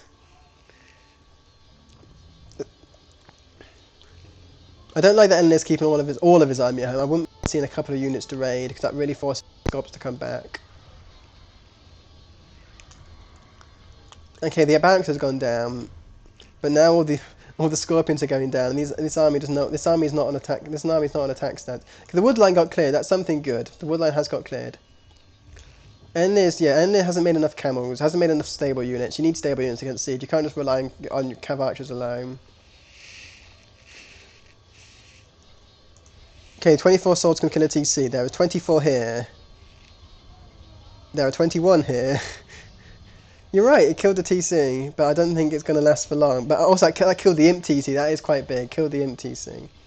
NLX shouldn't lose this. If NLX loses it, it's because they haven't been making army. If you're trying to rely on one unit, and you need a comp, you can't kill siege with cav archers. And if Leather wins, I'll be shocked because this would be such a throw by LNA. You have the superior Civ with the superior comp, but you're just losing it. Okay, GG's called. How? I mean, maybe LNA was tilted from the Imp going down, but there's never to left it to that position. You needed to make stable units. You're one of the best cavalry civs in the game. You have scouts and camels which can destroy buildings, as well as siege. Yeah, Eleanor should have made light cav a long while ago. Eleanor had a 1400 food and still has 1400 food even after clicking to Imp. Didn't make a single military production building outside of inside Castle Age. Made one archery range just now. These buildings came in before Castle Age came in. That was feudal age. Didn't make a single building in feudal. Didn't make a single building in Castle Age pretty much. So yeah, had the clear advantage. Cav archers wreck longswords. All you need to do is get the ball, make some units to support as the meat shield. As the meat shield, make scouts to meet makes light cav as the meat, make camels as the meat shield while you pin down. It's always a thing that I always forget to do when I'm playing what archery based is. But you need the meat shield. The meat shield doesn't. Archers do nothing without a meat shield. I know some civs you can just do power archer R boom and that's what Ethiopian R evil boom. But yeah, this is not. I mean, yeah, he did it was 100% perfect. This game, it was like cav archers wreck infantry. It was perfect, the right choice and perfect map to do it in. But just didn't think of it. Didn't think now siege is new. Yeah, Lever was really good keeping the and this time the villas were actually very balanced eco. Villas were actually much better vil control this game. Much better vil control. If you had last game's eco with this scene, he would not be able to keep the pressure going because the characters do wreck the longsword much better than Persians could.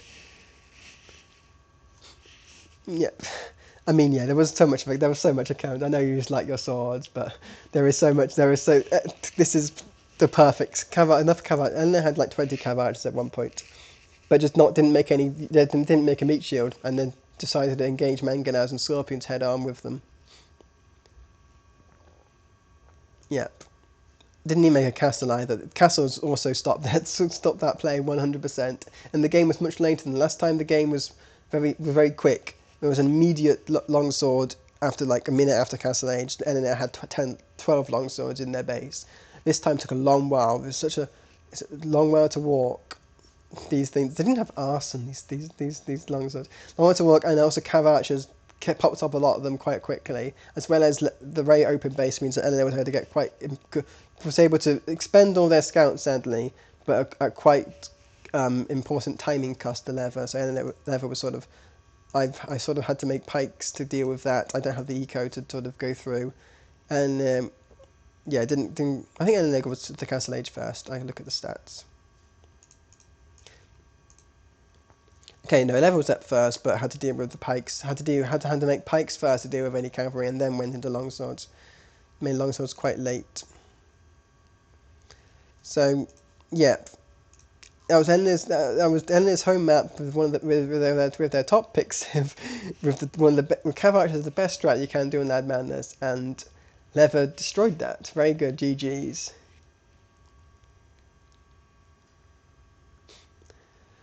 I mean, it wasn't even that. Machine wasn't even that sort of.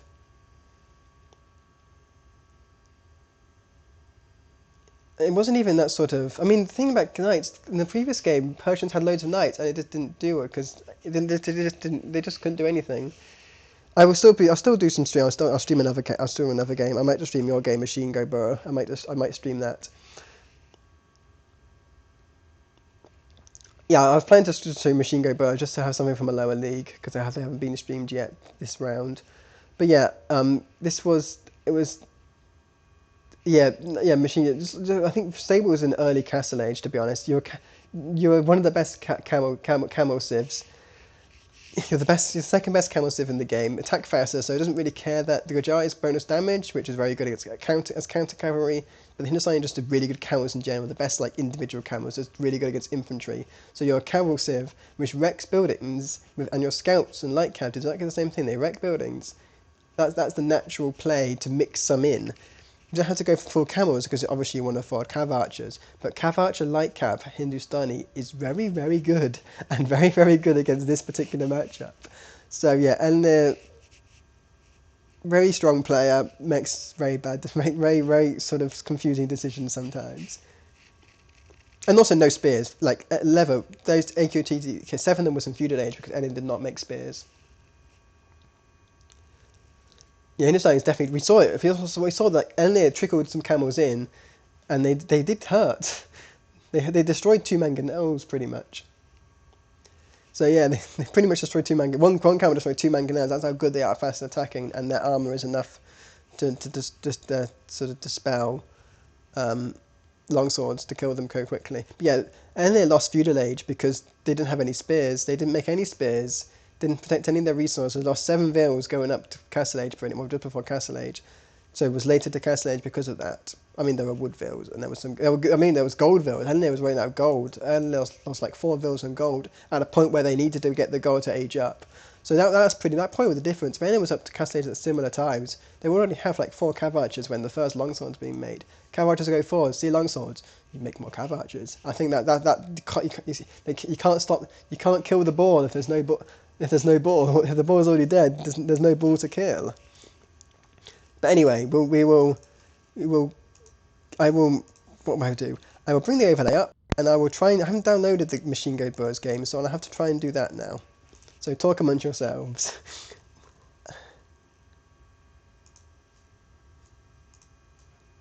So we will go and Machine Go Burrow versus Dad Leisure. I will Machine Go Burrow versus Dad Leisure. What's Dad Leisure? Do you know what Dad Leisure's Discord at is? Actually, I could see in the Superdraft, I think. What group are you? Is it Volunteer Domino's employee? Does that ring the bell? Volunteer Domino's employee? Yeah, I tried to add Dad Leisure and it doesn't exist as a thing I could add. So yeah.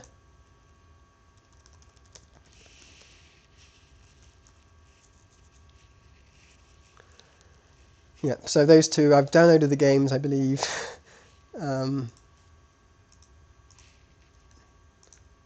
Save game. Okay, let me open another file explorer for downloaded. Very difficult to move things because Age of Empires and Catchphrase do not like to be minimized. So it's very difficult to do things when they're without having to minimize them. Yeah, so I saw the post. So I was like, "This is the last game. This is the." I mean, I would happily take a co-cast if you want, Tom. If you don't mind, I will go into the I'll go into the casting room. Do not disturb thing, and then you feel free to join, and we could chat and co-cast. Haven't had a co-caster for a while, so that'd be interesting. So yeah, in the Discord, there's the casting room, do not disturb, and feel free to join that.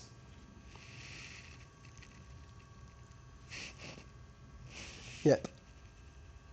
I will do some background stuff as well in the meantime. I will rewrite the draft. I'll actually open this, and I'll do this physically in front of everyone. Okay. Machine and Dad Leisure. Machine civs, they are Japanese. I'm not bothered right now. Just copy and paste it. Spanish, Huns, Magyars, Malians, Italians, and Bengalis. And Dead Leisure's civs are Poles, Vikings, Teutons, Berbers, Vietnamese, Persians, and Bengalis. So we have a Bengali mirror potential challenge, which is never going to happen. But we have a potential Bengali mirror. Will we see a Bengali mirror? I hope so. I guess you didn't play Italians, machine. I wish you remembered you had them. That's a bit of a sort of a sneaky spoil, but yeah. Return to replays. Will they have downloaded by now? Not will they have downloaded, but will they be in the right place? Currently, I just see my campaign map, Burgundian 4. Yep. Okay. Load. Hello, Tom.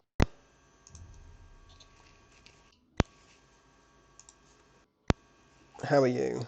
I can sort of hear someone. Hello.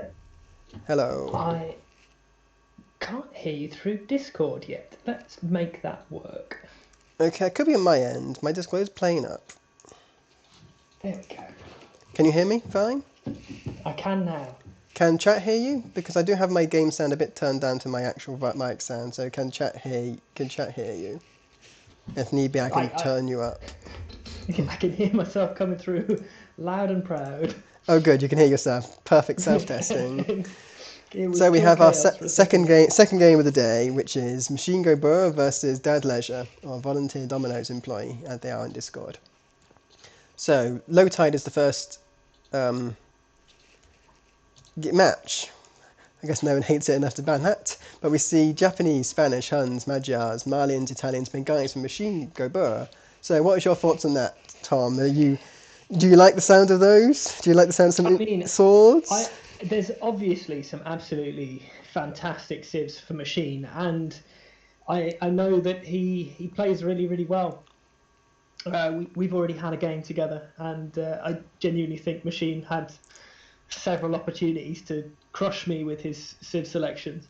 Mm-hmm. But they're very good, very balanced civs. You have like Italians for the water play, you have Huns for the land madness, Spanish for the nomad, like Japanese and Malians for very sort of sword-based close games, and like Magyars also for land mad. Magyars probably the better land mad than Huns. It's so tough because Huns, like Magyars, they get that immediate bonus, which is huge. And Huns, I guess, are a little bit nerfed because I really value being able to put houses down to make walls. Well, land madness, you use palisades. That's how it sort of benefits them. You don't need to you can't use houses to build walls. And yeah, and the Huns you get the faster scouts, while Magyars you get the stronger scouts. It is a tough matchup. When it reaches Castle Age, I think Huns can probably outscale them a bit with just how easy it is to mass up kind of any thing that you want to do. You can three building production. You can do like 3 TC production, 2 archery range production, and not have to care about having to make a house every sort of 60 seconds. It's absolutely crazy. So I think both of these players have really good drafts. But and Dad Leisure is very cavalry based. Poles, Teutons, 2 of the strongest cavalry civs. Poles also for their very aggressive options. And swords. Vikings, great swords. Oh yeah, I was thinking which sword. I mean, I wouldn't think of Vikings as swords, but yeah.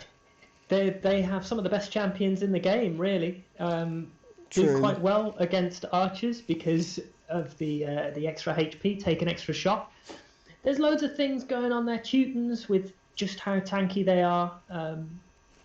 Love it. It's definitely. I wouldn't say it's like massively infantry. Obviously, Vikings are the main infantry civ. Teutons, you don't really get to Teutonic Knight, unfortunately.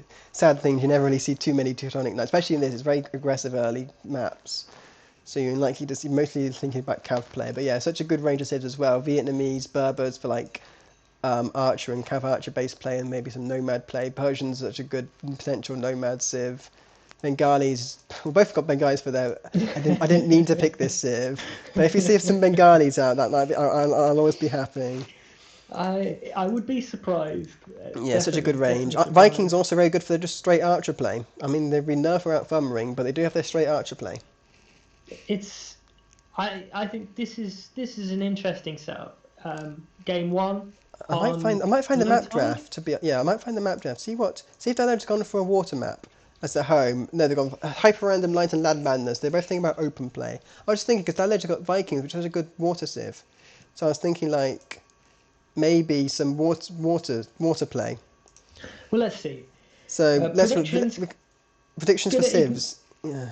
I'm gonna ignore game one because I can already see it. Well, I can't see game one, so my predictions for going to be honestly Teutons for Dead Leisure because you have the extra towers and towers are always handy, cheaper farms, and Yeah. you sort of want to go farms really quite. It's very difficult to get safe food eco and feudal age, so cheaper farms really helps for that. So Teutons, I'm thinking Dead Leisure, Machine, Japanese really good options for early aggression. Huns really good for this map because of the scout aspect, and there's so many undefended resources. So Japanese or Huns is my views for slow tide, but yeah, and then thinking Magyars for Land Madness as that pick instead for future games. So that's what my predictions are. I think your predictions are pretty good. Obviously, my prediction for game one is Poles for Dad Leisure, Japanese for Machine Go Burr. Okay, we can reveal that. We can reveal it in the chat now. Nowhere. It's Poles versus. I mean, Poles. I have Poles drafted myself, and Poles can be. You can think of theme Poles in so many different ways. What time are you on your capture age? I am at 001, but I can go back and forwards in time, so I can be wherever you need. Well, I'm at 000. So you go back right to the beginning, and we can start from there. I will go right back to the beginning. So we'll start this going because it can be a bit boring in a Dark Age. So are you ready? 3, 2, 1, play. So we have poles. The poles can fit. Poles on the left. Poles can fit so many sort of things. They can fit in loads of maps because they get the good. They get really good. They get stone miners get extra gold. They get the Folvark, which gets you really good fish boom, and the villagers heal, which means anything which invites vills to fight or vills to have to die. It's really good in that aspect. They are kind of cracked. Yeah. When We it comes down see to it, early it's a loom massive though, early loom from poles. So someone hasn't been thinking about what to do with their food eco. Oh Yeah. yeah, got to remember that there is a bug with the goat. Yeah, you Where can't is the you goat can't this you time?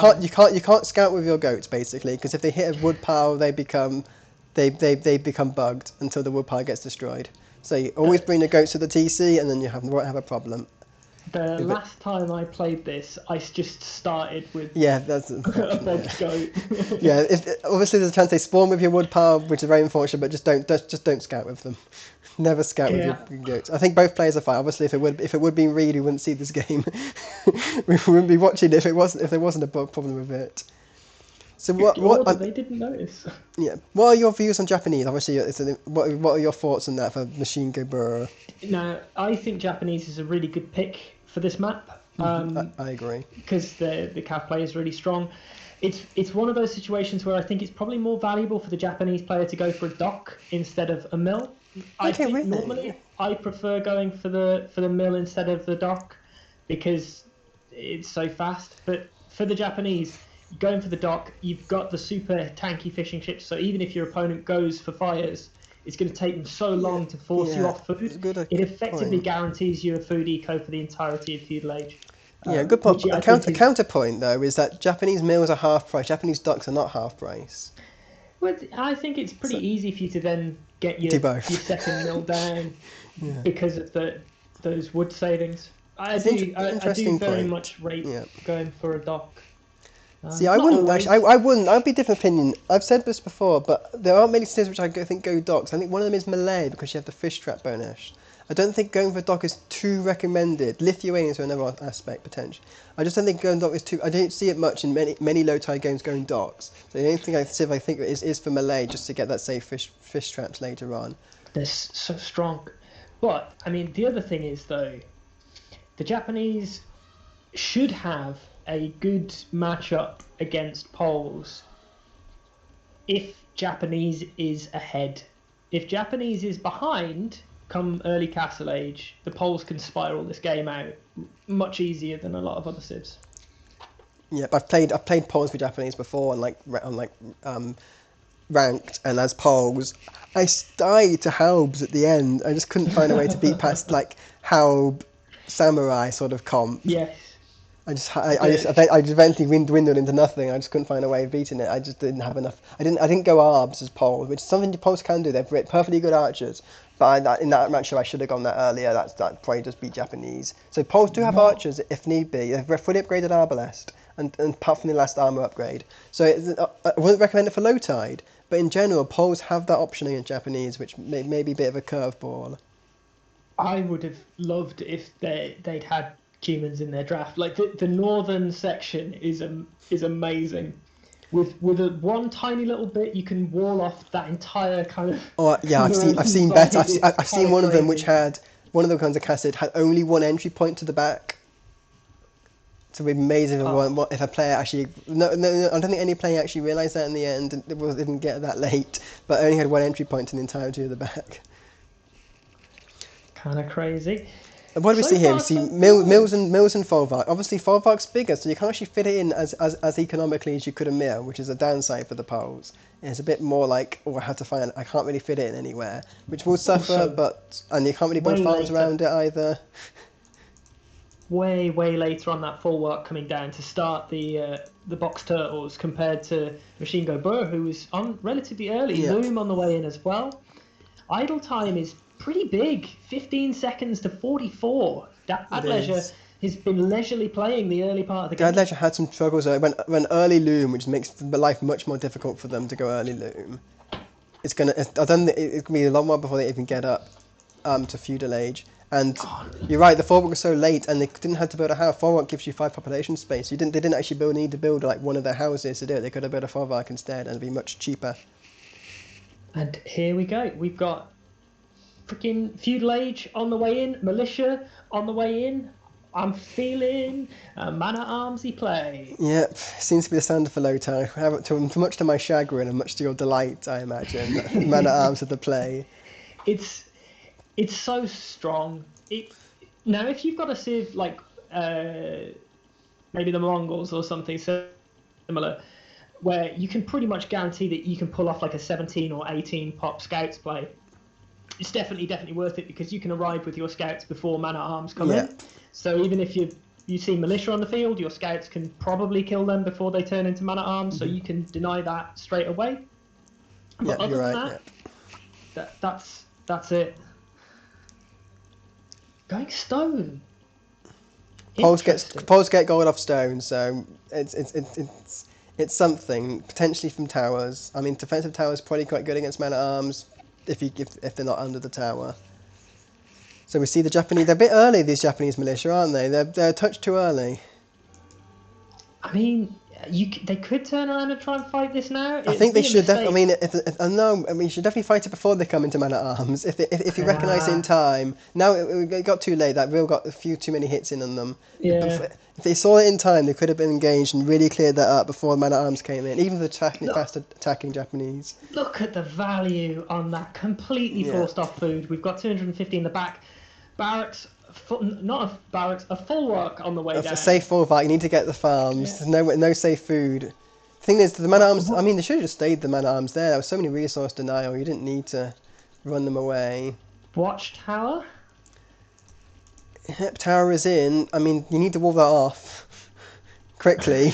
It's man-at-arms, it's not archers you're trying to tower against, it's man-at-arms. You need... I don't know why Dad Leisure didn't ban this map, to be honest, because it definitely seems to be not their favourite in existence. I mean, I can understand why. Okay, it's not bad. The tower's up at a point where the man-at-arms aren't underneath it, so it gets its value. The horse also takes a brunt from firing. Okay, so archery range on the way down for Dad Leisure, but we already have 3 scouts on the way out. 4 we have a on very the way bad as well feeling. Dad Leisure ran out their wood pile without building a second lumber camp and has no wood to build a lumber camp. Delete the archery range. You need to. I mean, it's going to be a long wandering now. I don't like Dad Leisure's eco. It's suffering. Machine Gun Bird's in a much better place. Just not going to be able to, even when that archery range comes up, we're not going to be making any archers out of that. Like, this is pressure. This is absolutely Also, making another house. Pressure. Stop making a house. You can't afford to make a house. If you want to wall off, use palisades. We have scouts in for Machine Go Burst. Machine Go Burst needs the houses themselves. I mean, we're super heavy on the on stone, and obviously that's getting us gold as well. I mean, make the But stone gate, John. You don't have to make you make stone walls. You don't have to make like house yeah, walls. exactly. Make You've got stone. it right. Okay, the lumber comes just in, and the scouts come in, and now there's no spearmen. You can't. Oh, this doesn't. This Oh game's not going to last for long. A Vil goes there. no, The first Vil kill though, that has been good to survive. But look at the AoEII. 10% of their time when playing this game has been the villagers have not been working. fuck. This is pain. 24 minutes worth of idle eco, 2 minutes, 2.5 minutes, almost 3 minutes worth of idle TC time. I'll admit that I would have died to this as well. So, like... I hope I wouldn't. I'm high enough that hopefully I shouldn't die to this. I am about 200, like 150, higher than these players. So hopefully I shouldn't die to them. And yet, I lost to biggest Smurf in Group 2. They're like 10, 20, if that. Like 10, 20, 10, 30. Who is the biggest Smurf in your group? Oh, what are they called? I've already forgotten their name. Never mind. If it comes to you, it comes to you. I'm searching. I'm searching. Yeah. It's GG, but answer the chat. Krita, the pulse instant food does not mean they found 27% fast. Well, it effectively means 20% faster, but it just means, for example, if farm starts at 300 food, 30 would already be given to the poles. And when they start, and the rest 270 will be farmed at an equal rate. So it doesn't make them farm faster, it just functionally means they get it. Functionally means faster, but it just means they get it earlier. But we have the GG code. Yeah, it's difficult to stop that. NFT investor, that's who it is. That's the biggest. Okay, that's MT Explorer is I think the more classic name. MT Explorer is absolutely cracked. He's a great player. Has been really stomping it. He's currently unbeaten. I think I made a comment that maybe they should be promoted if it were to happen next time round into my division. Don't know if you do. Exactly. Don't know if you do. Yeah, 1100. Yep. Okay, you've been a high 1200. That's almost as high as I'm at 1250 at the moment. So yeah, you've had the peak, which Dad Leisure may have not have had that peak. Poor Dad Leisure. Yeah. So yeah, GG. And Pole's, the Pole's such a good versatile civ, but I think you need a bit safer position. Pole's are the like top tier arena and hideout civ. And I think because you just need that bit of extra defense just to get things going a bit. Early aggression, the Poles don't really like it too much. So yeah, it's difficult to use on one of the most open maps of the draft. It's suffering a bit too much. There's no wood on the ships, by the way. Zyback, it's just 1,000 wood in these areas. There's no wood on the ships. So much. I mean, obviously you mean like a meanie way. You can just farm these ships, like pickaxe, like break away these ships for wood, in theory. But sadly, that's not a mechanic in this game. I know some things like Age of Mythology sometimes have shipwrecks as like things you could like get resources from as tribute in like scripted events. In like campaign events, you get like scripted events from scripted resources from shipwrecks. But the wood's coming from these wood piles. This thing is a depleted wood pile. This is an undepleted wood pile. These have 1,000 wood. Look at the graphics when I zoom in. Not great. I don't have the most strongest graphics at the moment. But yeah, these are the wood piles. 1,000. You start with 1,000 each, 2,000 wood. When they disappear, as they have to go to this wood in the bag, but we never got there. So yeah, the wood comes from this as wood piles. It makes it easier to have wood, but it also makes it very vulnerable because you can't easily. We have to like do a big sort of.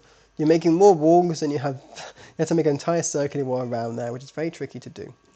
So that's game one. Machine go brr, and machines all over dead leisure. He's had a very leisurely attitude to.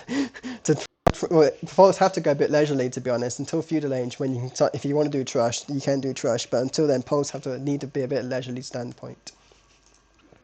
Okay, so we have game two, which is we can look at the map and you can think what civs we're doing, Tom. It's hyper random light, so rather than mega random. That's the same thing. And here's the thing: any random map where you've got a chance of hybrid, you need a civ that can function on some kind of water or deal with versatility. So Japanese are good. Spanish can actually be surprisingly strong on that. Huns, Malians. That's for Yeah. Machine. Dad Leisure, Vikings. That's maybe Well, Persians. Vikings aren't land enough in case it's not a water generation, because obviously it could just be. It's similar to Mega Random. You only get water about, roughly, I don't know, like a third of the time, maybe, if that. It's something you can't easily try and punt and hope it's water. When it's not Vikings water, aren't hybrid enough to really jump at Vikings for them. It's not hybrid enough. And also I Vikings really like like them. contested water. If it's safe water like 4 lakes, Vikings don't really shine in that either, because you really want It's to be true. contesting water for longboats. And the cast set we saw, the Lex Lever Eleanor, was a 4 lake style hyper random setup. So yeah, Vikings don't really jump to me there. I think Vikings are super versatile though. I think it's the It, strength of their eco though that does it for them. It's funny Not that Eco works in necessarily the team strength of their games. In units. 1v1s, they aren't the favoured civ in 1v1s, like open star, like land based. They're not really good in 1v1s. At higher elos, at lower elos, Vikings just it's easier to macro with Vikings. And that's where we're at. We're chilling We down are low. here We're low enough in that the Vikings do start doldrums to. It's probably why Dad picked them highly, because it's one of it's at like the lowest elo, like 800 sort of. It's like the most. It's like the civ with the most wins. It has more wins than Gujaras, I think, at lower elos, yeah. because it has the strong. It's just such an easy civ to play as. The question is like, you've lost game one if you're Dad Leisure. You're going into a random map against somebody who has picked this and has played this matchup, but has played before going for a certain civ. Do you try and counterpick them? Do you say, No, you can't I'm counterpick. This is the map you expecting can't Marley, counterpick on. so I'm going to pick Teutons? Do you do that? I mean, I think Teutons are fine anyway. To be honest, I think Teutons are Berbers are like the things to go for on such a potentially random Teutons. You may think Teutons really only do like one thing, but they do it really, really well. Pick Japanese because mana arms are the best Yeah, no, opening, wood is yeah, scarce, and you might want multiple mills. Yeah, yeah, and yeah. swords I mean, OP. you're also guaranteed to have 2 lumber camps because you need one for each wood power. That Japanese is such a solid pick on low tide. But yeah, Teutons, Berbers, because they're such a good counter civ. Berbers counter everything to some extent. They have camel archers which counter cavalry archer play. They have camel archers which can kite infantry. They have camels which can count cavalry play. And that's it. You've run out of options. What else can you go for as a civ? They're such a good counter play. So if you want to think about what you're countering, Berbers and then Vietnamese such a good counter civ as well. You have the best, the strongest archers in the game, like health wise. Maybe not the most powerful archers, but the most resistor. What's the word? Yeah, Resisting. but you physically can't go for an archer civ in this matchup Yeah. because you know that the Marlians is coming. It's I the don't know best if you pick. can. I wouldn't. I mean, I would. Malian's such a good everything. So if you think about Malians and Berbers, they have stronger camos eventually. They have equally good camos. They're fast. They have cheaper camos, which helps. So they can win earlier on. Yeah, but you don't make camels. You only make swords. It's the best option, and we'll see Well, that I mean, for in this Berbers, you make game. camos. If you see Malians, for Berbers, you make camos, and then camo Yeah, archers. I only make swords. I mean, obviously knights work. Bourbon knights work just as well. But if Bourbon you Knights think, is, I think, actually is a but better if play. you're against a camel civ, you can just go counter camos against Bourbon knights. Anyway, I'm going to load the next game up. I'm going to hide everything from myself. Which involves obscuring. Okay, actually, quickly, resi overlay image. Yeah, I've paused it and I've mostly hidden things, but there was a chance where it came through suddenly. Okay, let's minimize the civs. So, I mean, so you're thinking like Malians, I'm thinking Berbers. So let's see what we get. Let's reveal it to the world. Vikings. Well, I don't love that pick. If we got a ghost, let's say we got a go. Okay, what time are you on? Let's do a starting before we chat. I'm 0-0. Same. So 3, 2, 1, start. Okay. So we have game 2, Dad Leisure versus Machine Go Boer. Machine Go Boer has the advantage of winning game 1 with a Ghost Lake hyper random light setup. It's a weird one because I don't think you can dock, right? You might not be able to, but you might be able to. And it's like, is that ice or is that swamp?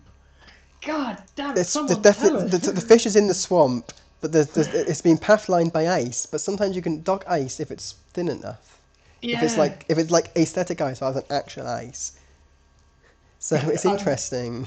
it is interesting because that entirely changes the nature of this map. If Vikings can dock this, if this is something that can be contested, if we can get up to masses of longships on this map, longships still do really well against Yeah, longboats will pretty much wreck, everything. and such a big lake, and also the swamp bit is you. If ships can get onto this, the ships can get on the swamp terrain and just walk through. Potentially, there's barrier ice around the central lake as well. So can they? Should better walk through that. Yeah. But yeah, that's such a big portion of the map which can be completely locked down by Vikings. Stick a castle at one end, stick a castle on the other end. You have the entirety map secured, and Marlians can't beat longboats. Just not possible, No, to be honest. they just don't have that response, and the fact that they don't even get galleon is, I think, a really big hit to Do them they on not? Okay, water that's maps. yeah. No, Well, they're obviously, all if galleon. Marlians do get the good early dock start because they have cheaper buildings, they can get a dock out quicker and then get feudal. And Vikings don't like to make feudal because they don't get fire ships. They don't like to make feudals, or they don't get demo ships. Whatever, one of them, they don't get demo ships. So it's difficult to beat fires, early feudal fires. But then Vikings just can get on water later on, get into Castle Age, and they can win from there. But I mean, it's inconsequential because what's going to happen is we're going to hit feudal age. We're going to make some swords. We're going to try and get ourselves to castle age ASAP. We're going to transition into heavy longsword play. We're going to march at least 20 longswords right into the center of Dad Leisure's base. Dad Leisure's going to panic. I was thinking it'd be Dad Leisure, to be honest. I was thinking that bit Viking strategy could work as well. Both could do sort of. I mean, longsword versus longsword. Marlians don't they get the extra piss and they don't get the extra melee armor. So longsword v longsword. The Vikings win that because they get better infantry. They get better health infantry. They do win. They do win. Eco-wise, we see a early loom for Dead Leisure again. I think they must like the early loom just because they don't know what they just may not have the quickest access to food early on in the game. They may struggle to sort of get quick food. Oh, we hear a dock, ding, ding, ding. It's dockable. It's dockable. There's a dock in play. And it's in play for Machine Go Bird. Yeah, we know Machine Go Bird. Marlians can make a quick dock. We always know that much. We just hope that Dead Leisure also goes for the dock as well.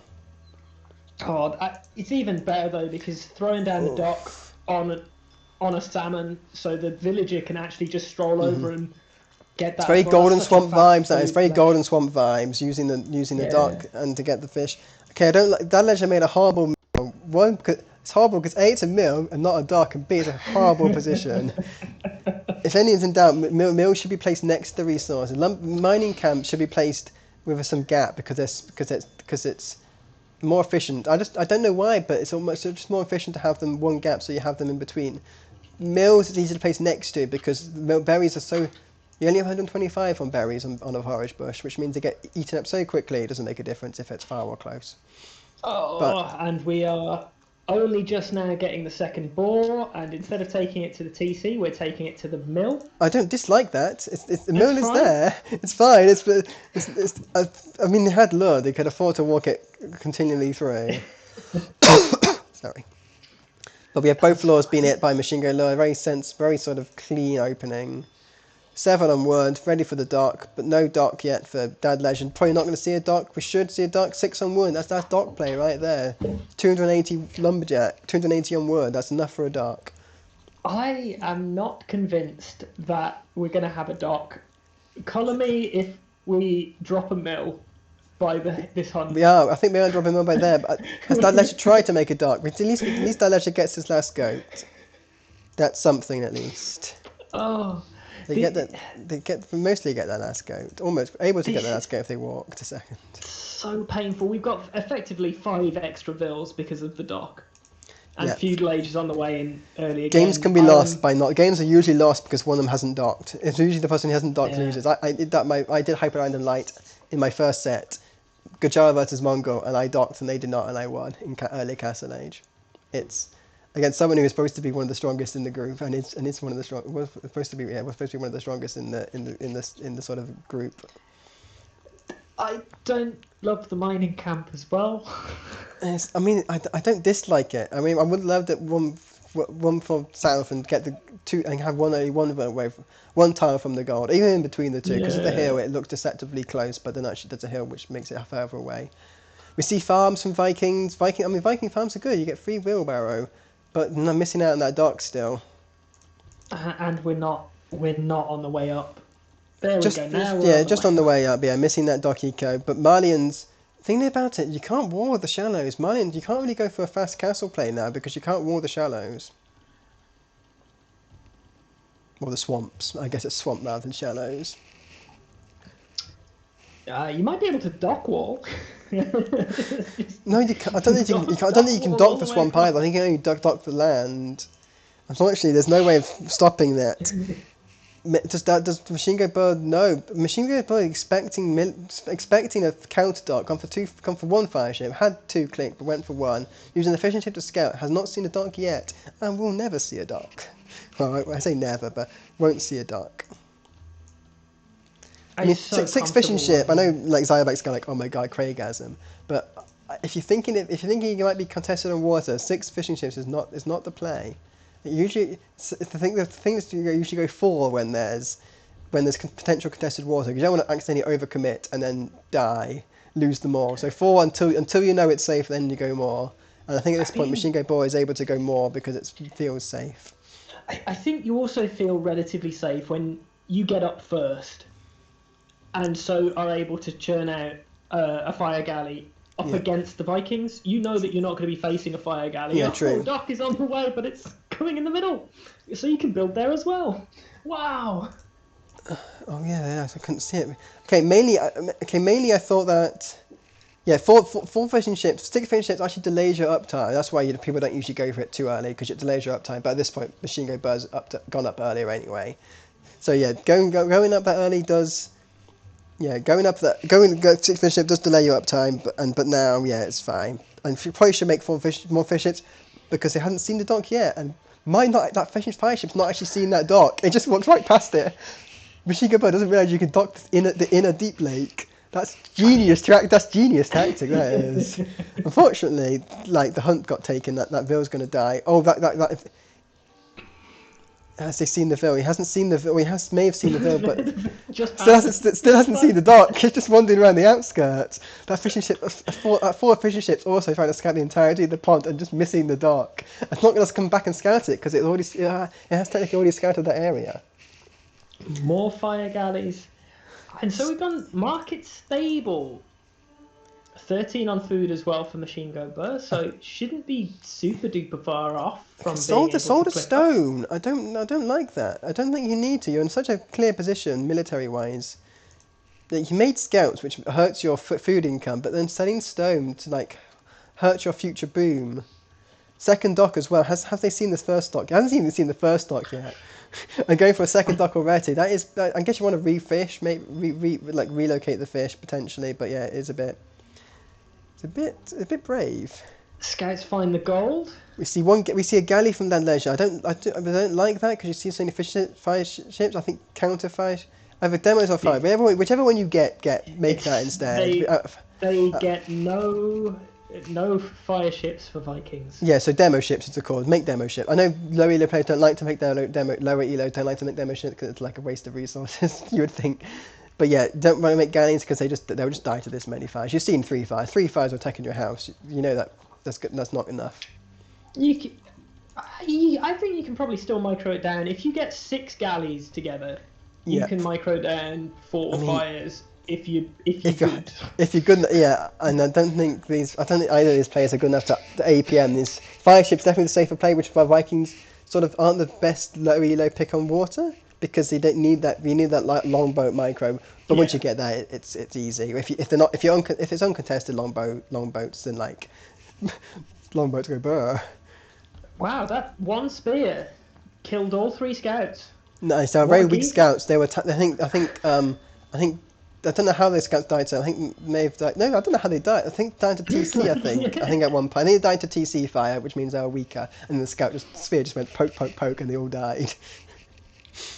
pure satisfaction. The click-up time super even. So Actually, yeah, it was the that ledger's gone full like almost defense spears. I mean, Galley you can ignore, but the spear defense is such a cheap. It's so cheap economically, and that it is really effective to age up much quicker, and it has rescued themselves. But it's and that also Viking eco hasn't kicking made in. any efficient ships, which is obviously the downside, but also made them up quicker because it didn't have to have so many on wood. Okay, three. Okay, they've finally seen the dock. He's finally seen the dock. Dock is in. The galleys are already out though, and they're not paying attention. They're on attacking the archery range. So like, I see an archery range to die. Doesn't see it. They also Loses a don't. galley.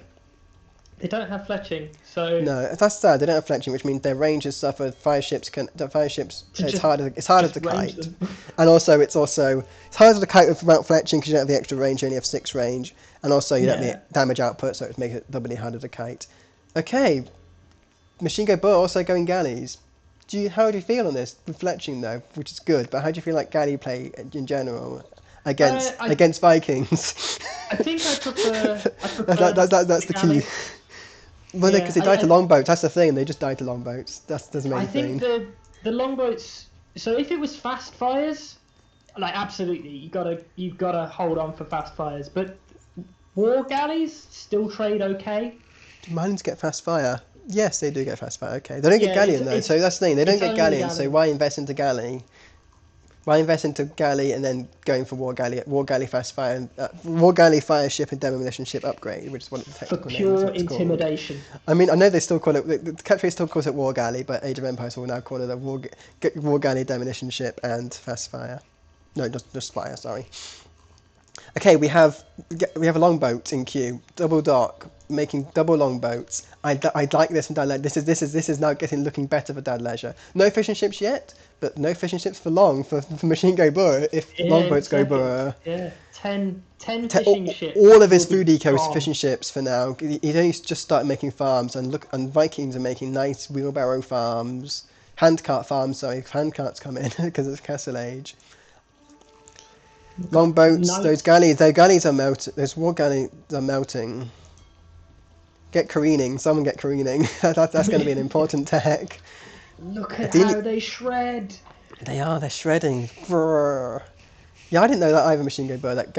I guess because it's mostly a hybrid Civ Marlin, so you're never really going to fight water forever. You just think about going land later on. That's where Marlins really shine. But look, all the war galleys died.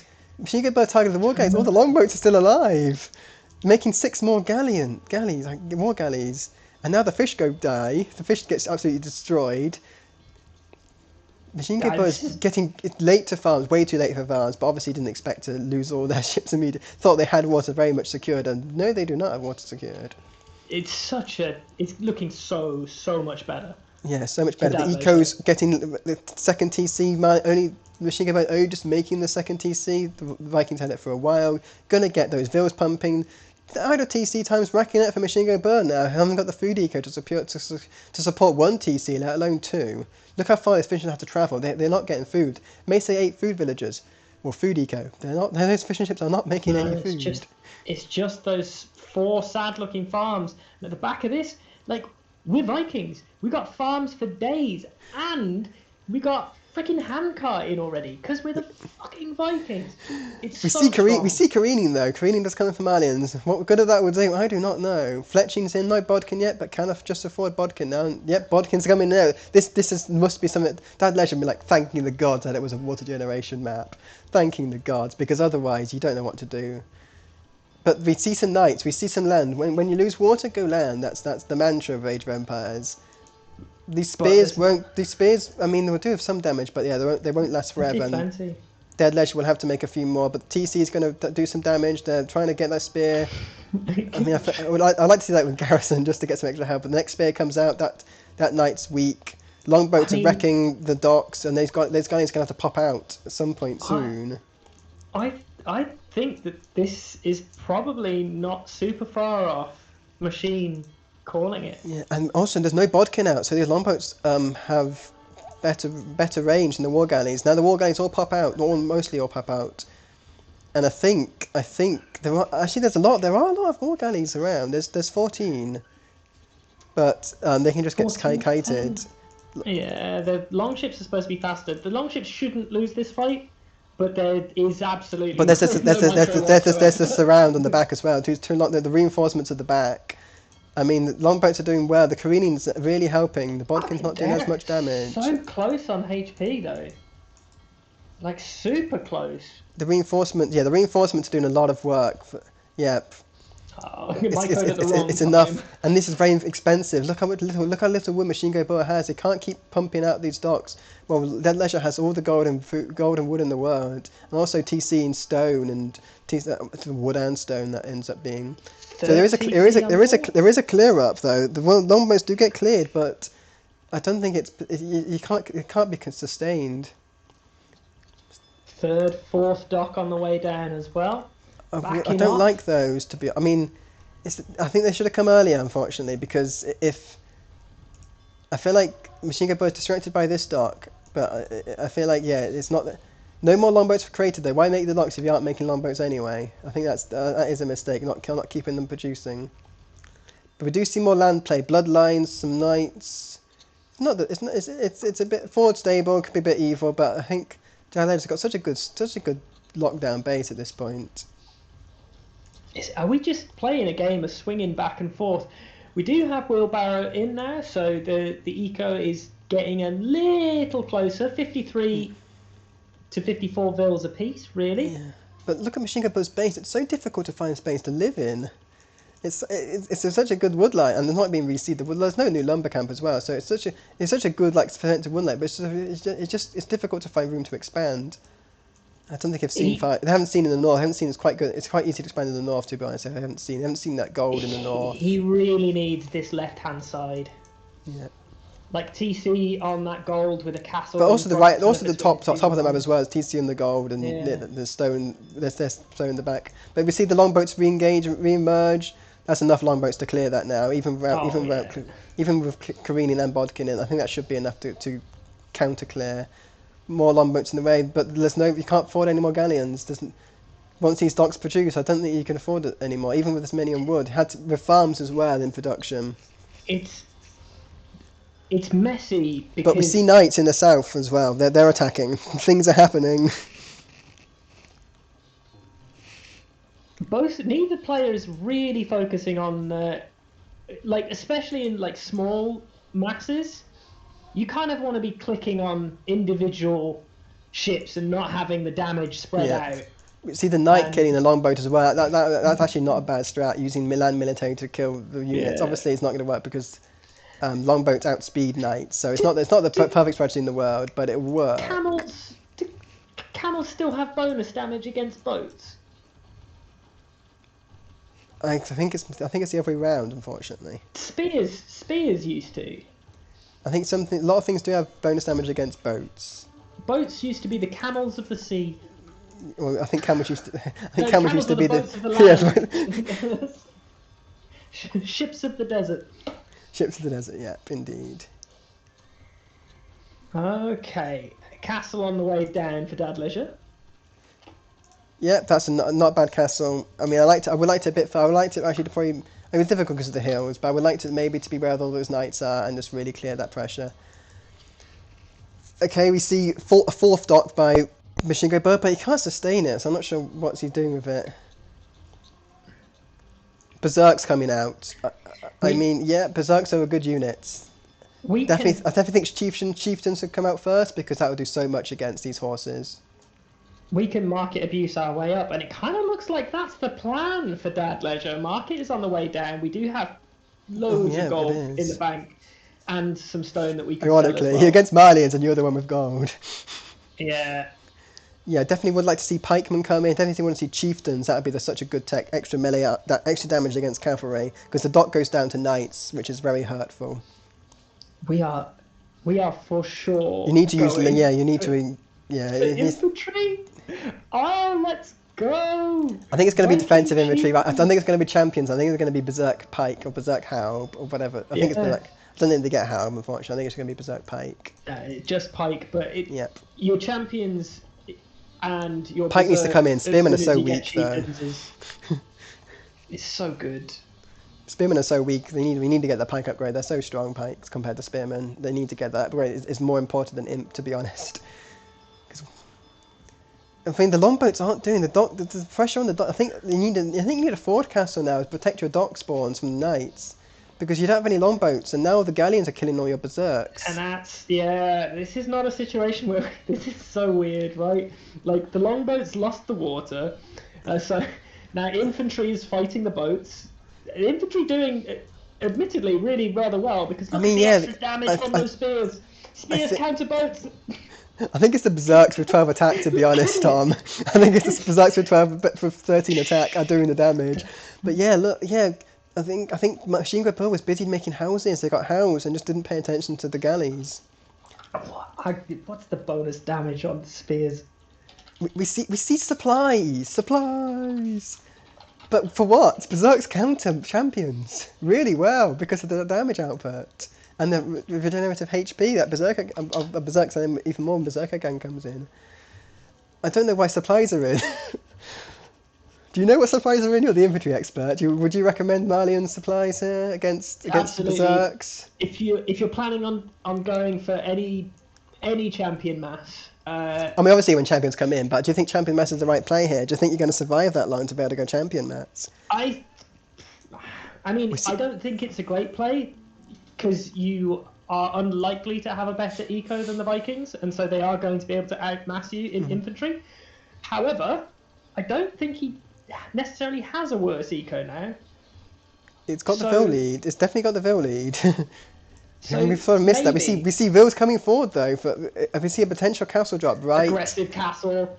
That'll be sick. The outpost will see it. Like machine gun bows. One thing machine gun bows really good at is they're getting their town, getting their line of sight upgrades, getting town watch, getting town patrol, getting town watch. They're both in, I believe. That castle's so that's so sketchy, but it's out of range of the galleys. It's so amazing.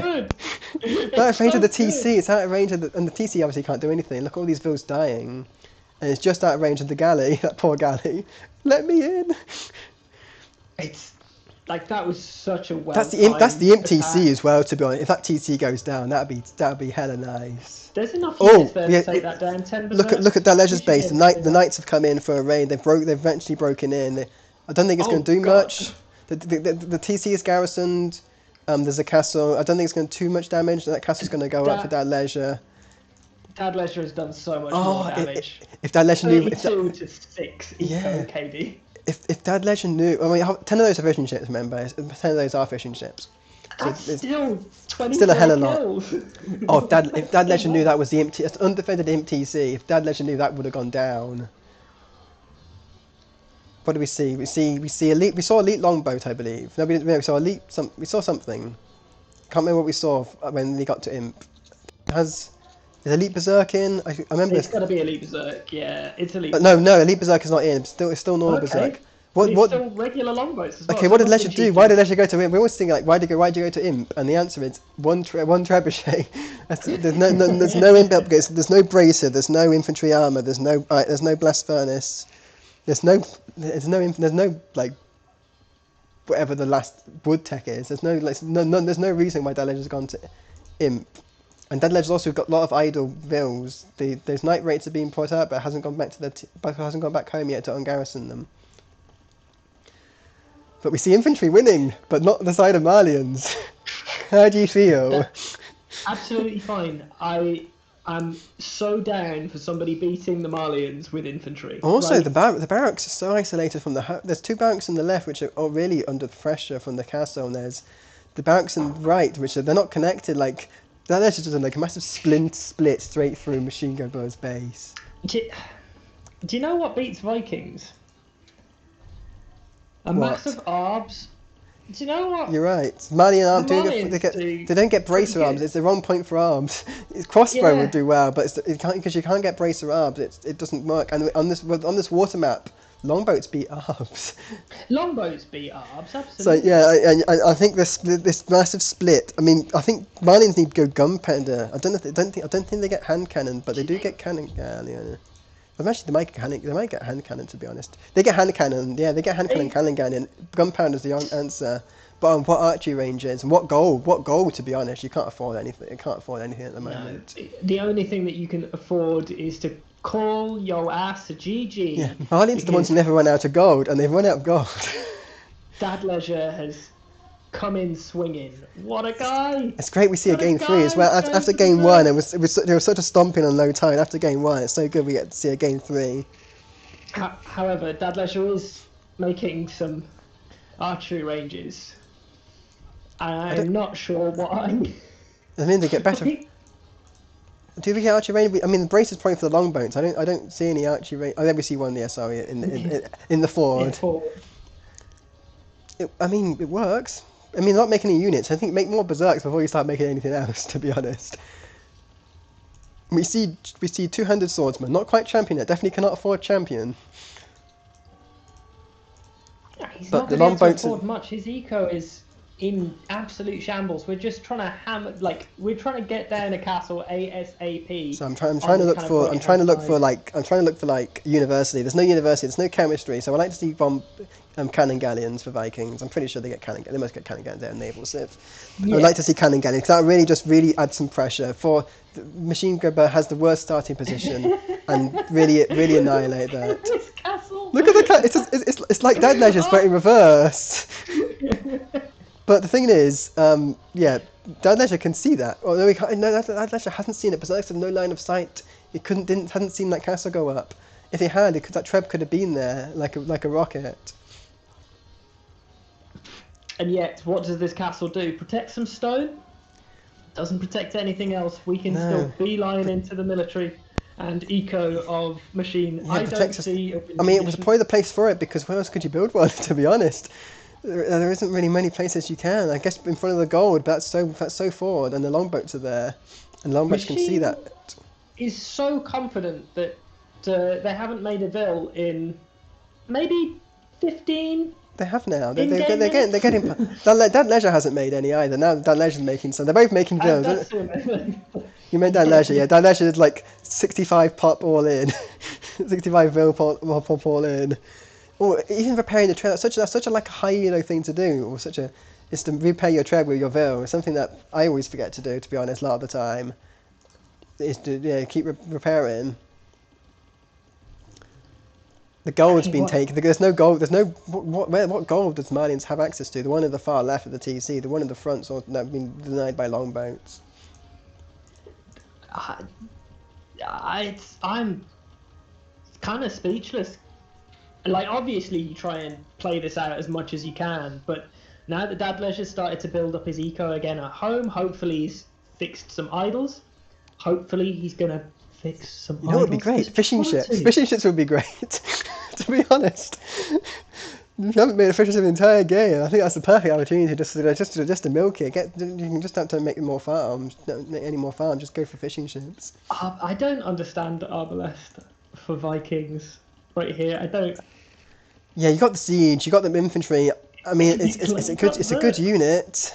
Oh, what are these longboats doing? They can range that long. They can range that Treb. Yeah, that Treb's dead. That's probably that's a pattern issue for that Treb. I tried to get the castle and the thing and just went round instead. Yeah.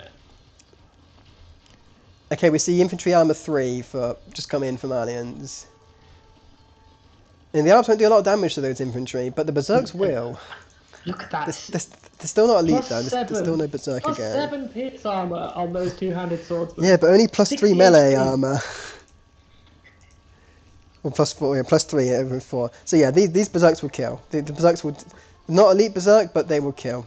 They got iron casting. They got infantry armor 3 as well. Look so at how the arbs do absolutely fuck all. They do nothing. Just look at it. Especially because there's no ballistics, so they're missing half the time as well. But And they're missing chemistry as well, so they aren't got any. it's just. But the GG is called eventually. The infantry the Treb. I think the Treb got kicked down. That's why. Like the machine gun, but no siege, no castle, no hope. But that's it. 6 plus 3, right? So they're doing 2 damage. With chemistry, it'd be 6 plus 4 with chemistry, so that would be doing 3 damage, which would be slightly better. And these aren't even champions yet, where it gets even more ridiculous. God, I fucking love that unit. Yeah, we didn't see many upgrades for Danesh in the end. They didn't get Elite Berserk, didn't get Elite Longbow, didn't really get Berserker Gang either, I don't think. So sort of things missing there, but at that point didn't really need to. Just had to slowly push the base, with the siege, and it was GG in the end. So could you pinpoint where Machine Gober lost that game? I think I 'Cause can. Obviously, I can't go backward, but I think I can, and that is not killing the docks. Not seeing the centre dock was definitely. Well, yeah, well, definitely that was just very fortunate on Danage's part, just to not realize. I think it was more. It wasn't that Machine Gun Bird lost because of that. It's because Dalej didn't realize you could dock the in at the outer ring. See, he'd already lost by that point. Do you know when he lost? When? He went knights when you were Malians. That's perfectly valid to go knights as mine. It's the things that knights are such a strong unit. Knights are the strong unit. Knights are the Castle Age up. If you're up to Castle Age first, you make knights. That's generally the play. I mean, I hear you. I hear and understand. I know you just you want Mayan swords to win, but against Viking swords, you can't win. You watch. Next time somebody plays Vikings against me, I'll prove how amazing. Because they don't get blast furnace. Vikings do. They don't get, and Vikings have more health. They do have more health. And they get the final attack, so they do extra damage. It's all about the raiding potential. Anyway, I play Marlians pretty much as my pick sieve on ladder these days, so I know how good they are. I play pick sieve random enabled Marlians usually. That's kind of I For now, it's just because that's just my sieve of the month. But at one point it was Tatars, and then now it's sort of Marlians. It was Poles that were, and now it's Marlians. And then they say it's this group 7. It is. It's the highest elo, and it's the It's can't get better elo than swords be swords. Definitely group 7, yeah. So then we have let's actually put my overlay up, and let's put the draft back up once again. And for game 3. So game 3 is on Land Madness, which is definitely Machine Gun Burr's home map, and there's definitely good reasons for that. And do you want to name 2 of those reasons, Tom? My Land Madness is Machine Gun Burr's home map. There's 2 reasons. And it's obviously the Bengalis, right? Yeah, Bengali. I actually almost won in Bengali. I played Tagliola as a test on Ben Lamas. I almost beat him as Bengalis. Oh, poor Tagliola. He beat me. It got to very late in when Bengalis just ran out of steam, but I almost beat him. Huns and Magyars, and they're right there, looking great, looking Huns, beautiful. Magyars, and Teutons the only counter. Berbers. Berbers are the counter. I forgot.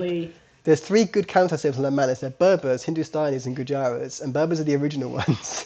The original counter to Land Madnesses, because they beat the camels beat any knight play, and the cavalry archers beat any cavalry archer play. Persians could probably do okay, but eh. No, they only because the knight bonus is only good against archers, and it's going to go the cav archer play. So all they can be is just like the extra.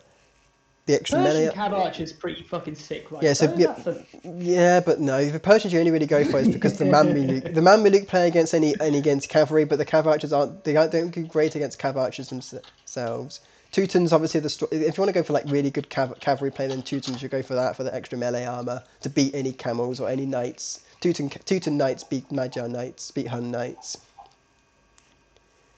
Yeah, Vietnamese. Yeah, they could be. I mean. If you see Vietnamese, I think, chonks, cav archer elephants, that could be a thing, but I definitely think Teutons is, we see Emu Warrior. If Emu Warrior was here, chat, he would like Teutons every single day, because that's his fave civ, and he wins with them. But I've seen Teutons win on Land Madness as well. So I think it's Berbers, Teutons, Huns, Magyar. Let's load the game and get to it. Yeah. I'm not quite there yet, I'm still on the replay. That's fine. Right. While you're loading up, do you know what my favourite thing to do to beat a Teuton player? I love going Bulgarian infantry against the Teutons. Playing against them, okay, yeah. and killing them with a bigger mass of 2-handed swordsmen than they can make Teutonic knights. There's just something real fun about that. I mean, I think it's a lot of investment to get to Teutonic knights. So yeah, I can see why Bulgarian infantry does well. Yeah, it's pure fun. Okay, I've barely got it set up. Okay, so what we think? Which prefer Huns or Magyars for Land Madness? Uh, I probably think that Magyars is a slightly better pick. I I think agree. Yeah. overall, I agree. Huns, the lack of housing is really helpful with Land Madness more than other maps because you don't need a house wall. It's very open. You do spear defense rather than house wall, and because you can't house wall on the unwallable terrain. That's why I prefer Huns on that sort of standpoint. yeah. But Magyars do have the imp recurve bow, heavy cav archer play, which is so powerful. I think where I land on it is that I think the Magyars have a slightly better scout mass Oh yeah, true. in that They have the early free game. forging. They have the free forging, which means you mean even more spear defense. And we'll So get to the spear defense. I'll do a nice rant on my spear defense as we go. Like I did in the previous game, Eleanor versus Level. I'll do my spear defense rant when we come I to look it. forward to it. And Teutons and Berbers. I prefer Teutons, but I think Berbers are. I think Berbers are maybe likely if you're thinking to beat Cav Archers. Well, I think Berbers are probably the more sensible pick, Yes, especially if you're feeling a little uncomfortable. yeah. Eco bonus wise, Teuton has a stronger eco. I think Dad Leisure likes his farms. We know he likes his farms as Vikings, so Teuton He farm certainly did. Teuton farm boom might be something like they might try and resort to. He doesn't like his eco though, so Well, yeah, that's why you like having to macro. You don't have to, if you reseed in the farms, you don't have to think about making them. If you reseed them and they're cheaper, that saves a lot of AP and having to think about what you want to put your bills on, having the cheaper farms. But this is such a wood intensive. It's a wood floaty game, Land Madness. So cheaper wood, less on wood, more elsewhere maybe. We'll see. Let's load it up. I'm ready.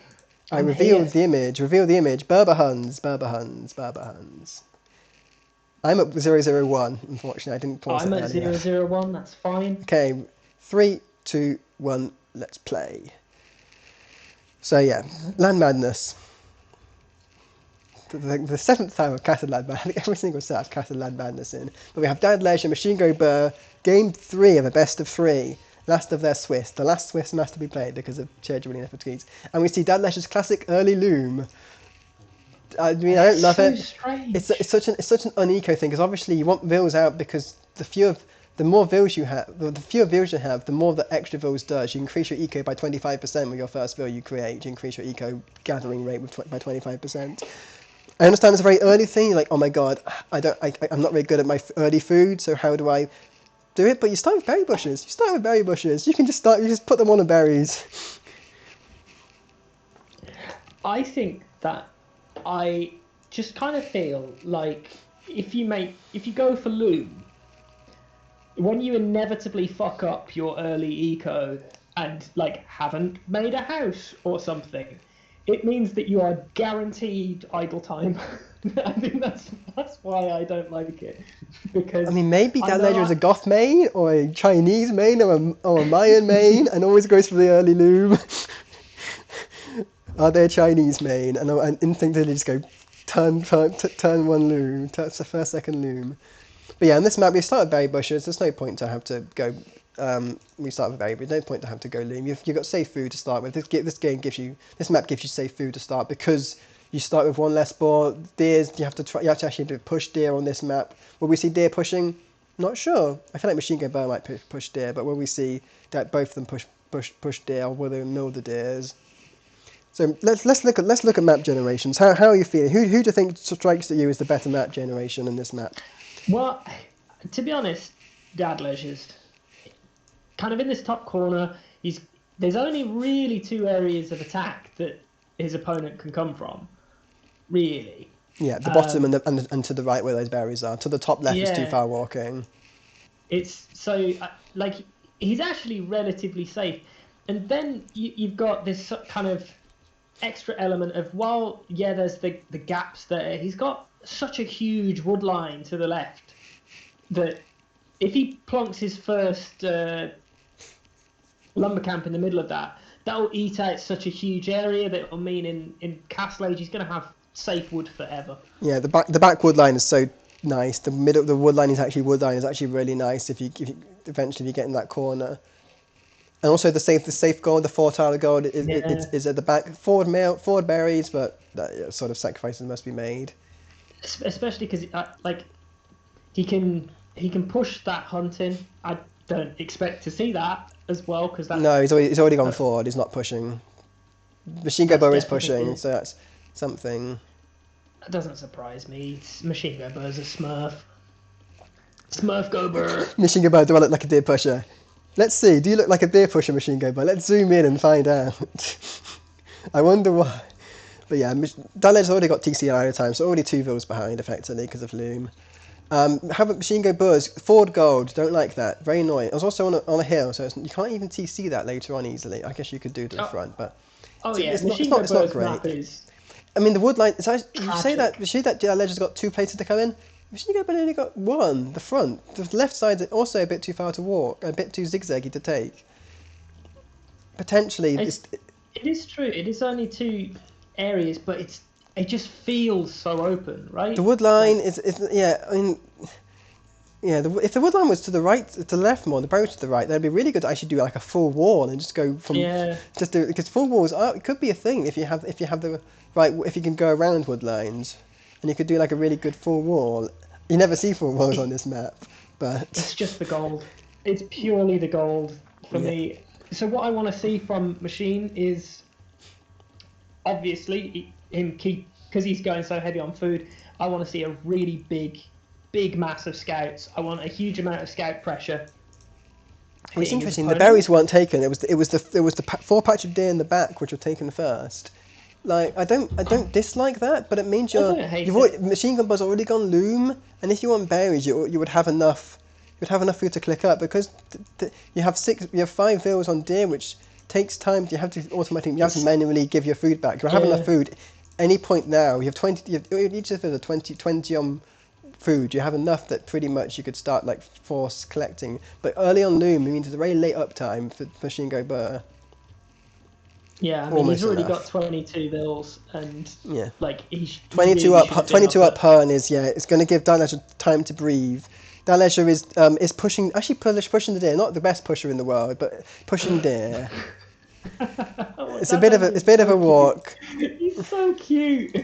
That poor I Phil, love who it. I hasn't love quite, it. Phil can't get to the deer, but pushing deer is better than not pushing the deer, and getting the second deer is a bit better push. I think a bit panicky with food, ran out of food. I mean, still got 10 on the berries and can still do more of the berries. But the thing is, you see that Machine Gun Buzz got really bad gold? Having really bad berries is really bad at early feudal because Yeah. that's the thing that's going to be attacked first. You don't go and gold until like minute 13 or whatever. I You don't go and I gold don't until you want to go to Castle Age. So I don't having the think gold it'll at be the a problem. having the gold at the back is not that helpful, and having the gold but also having the gold at the front is really dangerous in late feudal. But early feudal, I think Red Dad Ledger could lose the game. Like in low tide, Dad Ledger did lose in early feudal just because he doesn't. I don't think he likes being early aggressed. I think he likes the safe approach of We're booming we're a behind. minute and a half behind in click up. Barracks is already down. We've got the food to make stuff. We've got our hunting. Like this is really scary, especially when you're going into a traditional scout matchup. Food is going to be a huge issue for Dad Leisure, and that forward berries, as you said, is Yeah, going to be yeah. a big problem because we are off food in a second. Yeah, Bashingo Bo has milled, no, not milled, has walled the wood line. Dad hasn't walled the wood line yet. Does Dad know to wall the wood line? It's not his home map. He may not have had too much experience with it. He may not know that walling is the thing to do here. And if you don't wall, you die. And in a second, we'll go to my spearman rant. As we start seeing spearmans in the. I might as well start it now. My top tip is you need 1 spearman for every 2 scouts for every undefended resource. That's my top tip. Against Magyars, that's the thing. If you get stronger spearmen, then you can have like 1 per 3. That's a general thing. Like one spearman. So for Dad Leisures, undefended berries, you need 2 spearmen for that. Undefended gold, you need 2 spearmen for that. Undefended wood, you need 2 spearmen for that. That's 6 spearmen you already need in the field to survive a scout rush. Pretty much.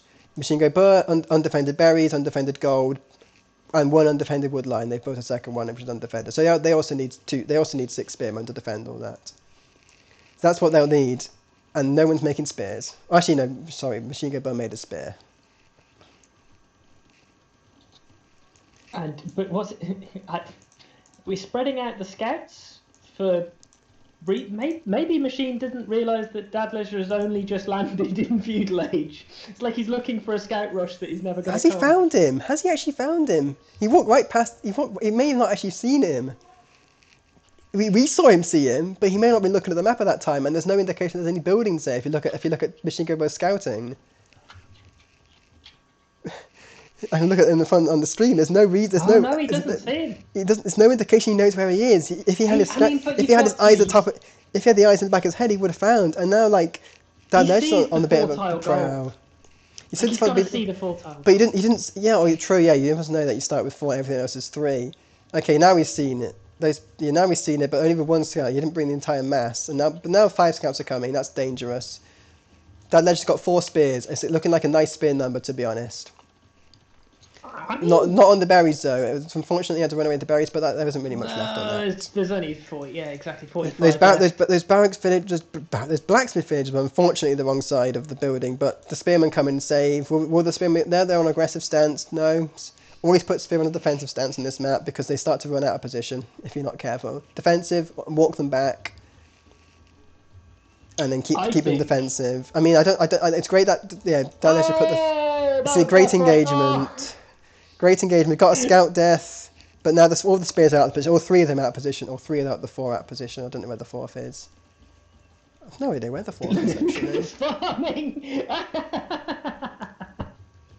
Big dirty long line. That's fine. 3 farms in a row. That's good. Dad Leisure is adorable. I love this player. Yeah, you didn't even farm towards the mill. And that's now an undefended resource. By rule again, that's another undefended resource. Those far farm villas. You need a spearman for those.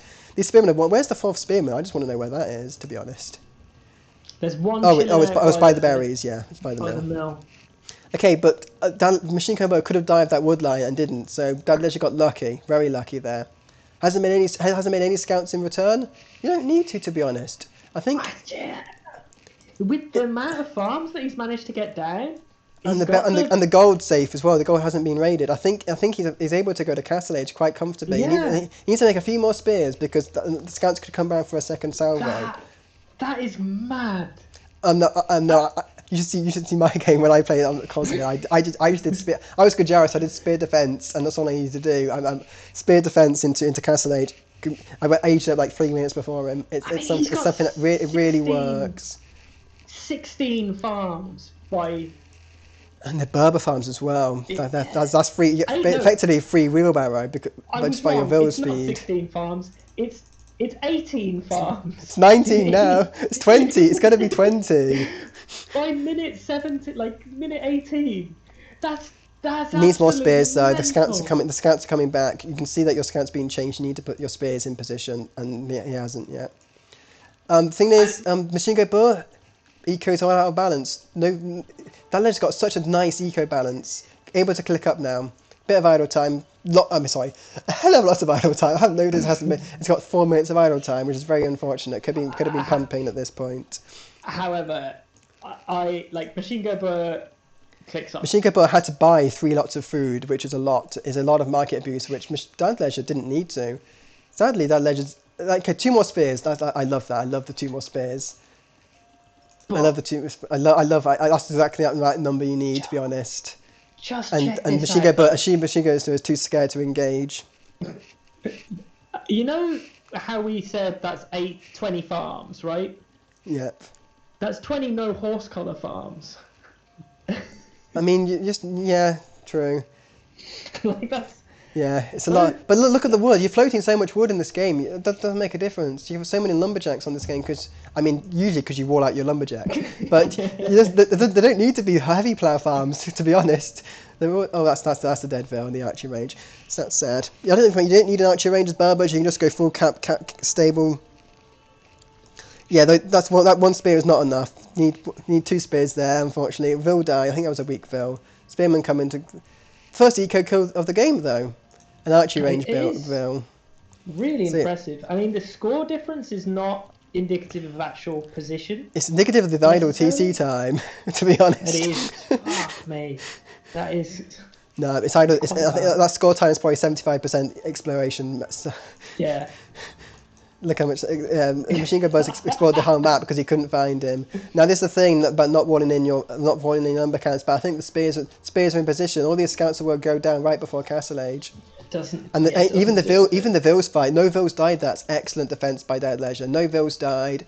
can able to get a TC on this wood line as well if they wish to. Delete the lumber camp if it's in the way, to be honest, and they build a TC there. We've Start only to got go. one stable. Oh, single We've stable, only but got and one also stable. knights, not camels. You need camels. You think that. I mean, Oh, knights works, but I think I like camels here, to be honest, because you know they're going to go knights. I was expecting Machine to go for triple stable. No, you need Machine cav archers. actually- You need double range, double stable works. And I think obviously three range cav archer like Eleanor was doing in the set against Lever is probably the play. We see a knight from Madame Leisure, sees knights, sees the spears are still alive, sees the knights. What they're going to think about now? Thinking about Dad Leisure's decision time so slow. It's not the fastest in the world. I think he's about to show what to make. He's making another knight. Doesn't have the gold to make knights. Doesn't have the stables to make knights. Hasn't made a TC yet. These are important. TCs are very important in this to secure resources. I mean, what's Dad Leisure's rating? If only I could look at AoE2.net. It's so tragic. What is? Because AoE2.net is RIP, it's gone. Oh, I can do A2. My- I can do A2 insights, but that spoils games, though. Exactly, and I don't want to be. Oh, spoiled. AOT.gg is fine for just ELO. You can't do anything else with AOT2.gg. Dad Leisure, Dad. Meanwhile, let's look at the game. Knights are engaging. Equal number of knights. Dad Leisure actually does it. Knights and camel Camels. mix. Yeah, needs more stables to keep that production up, but that was a good engagement. Kills all the camels, and now they put down the whole ball of cav archers just around. Okay, 1009 is Dad Leisure's elo. Yeah. I mean, that's. And that on a is winning significant streak, so it could be worse. It could have been worse. It was worse a while ago. Yeah, difference in elo, but yeah, Dad Leisure's been doing well to keep it to a third game. But yeah, just some of the bases, like not one in the wood line, not making TCs on the wood line. I think it's stuff that's going to hurt him in the end. The army's out of position. Cav archers come back. What's he going to do? Run back or retreat? He's going to flee his villas, but still press the attack. I like that. I like pressing the attack even though you're under attack. It's the right thing to do. Well, especially when it's cav archers and you've not actually got a huge military of your own. Bringing that back is not going to defend you. Yeah. So. You need skirms. I mean, he has the archer range. He's making genitors. Oh, I like genitors. Oh, well, I forgot they had that. But yeah, the army at the front's is getting kited by cav archers, but then they take the engagement. The cav archers paffed badly. They paffed instead of attacked. And now janitor. Okay, sorry. Tigers are killing off the cav archer mess. Janitor camel would do really well here, to be honest. You don't need the cast off of camel archers at this point. If he gets to camel archers, he'll be in such a good spot. Thinking about this map is not very safe for stone. He's getting a TC on the stone, so you're looking to do camel archers in the future. And like this could be worse. You know what's really bad? It's the wood villagers. The wood lumberjacks are like machine gun run out of wood. Can't say cav archer production. Dad Leisure hasn't got that much wood, but isn't making. I don't think it's making wood. I don't know what genitals cost, but I don't think it is wood. These two knights are going to force him off gold as well. Yeah, but you need more stables. You need to keep making camels. Huns are so good at producing. That's a sad thing about playing against them. They're so good at producing. And look at the vil difference. It's so crazy, the vil difference. Like making counter units is all well and good, which is very good. Janitors, I don't think do any damage to the knights though, so you need the camels to kill the knights and the janitors. It's an ideal comp. It's a comp that's going to kill the Huns, but will they get to it? That's the big question. Light cav upgrade on the way in. Okay. I don't dislike it. It will kill the janitors because light cav are speedy, but I don't do some good raiding. So quick to camels. Yeah, but you don't. I think it's a good raiding option. I definitely think I would definitely save that to imp maybe, and think about going hussars and imp. Yeah. Because I think that's because when you get more expansive and more raiding becomes much more important. When bases expand, you can't TC everywhere. You can't castle everywhere. Not I that think there's really TC. No one is really going massive TC. So yeah, Hussar's definitely a good idea for later on. But light cav isn't terrible. I'm just worried about his eco position. Like, Machine Gun Burr is, yeah, he's had idle time, but there is a significant difference now. And the eco 6 KD minutes from the 9 to T-side 0 and as 9 well. as well. That's a lot of vills dead on gold and It's on like wood, and it's just a lot of deaths that are all going to rack up in the an end. extra 20, an extra 20 villagers is huge. Like 69 bills for Machine Gun Burr. Yeah. That's nice. It is indeed nice. Yeah, another TC. You can afford a TC. Burbers can afford a TC now. You get lots of wood. Make buildings. So we saw an Enemy game, and it's the same building as Enemy had against Lever. One stable, two rangers. It's not. It doesn't win games. But we have double stable, double archery range, and they're not really producing out the stables, but producing out the ranges quite effectively. With a good resource balance. Look at the resources. You think about the build numbers so different, but look at the resources collected. Like 28 wood, that's 19 extra on wood, that's 6 extra on gold. It's such a big difference. You can just see that just in the number of vills collecting.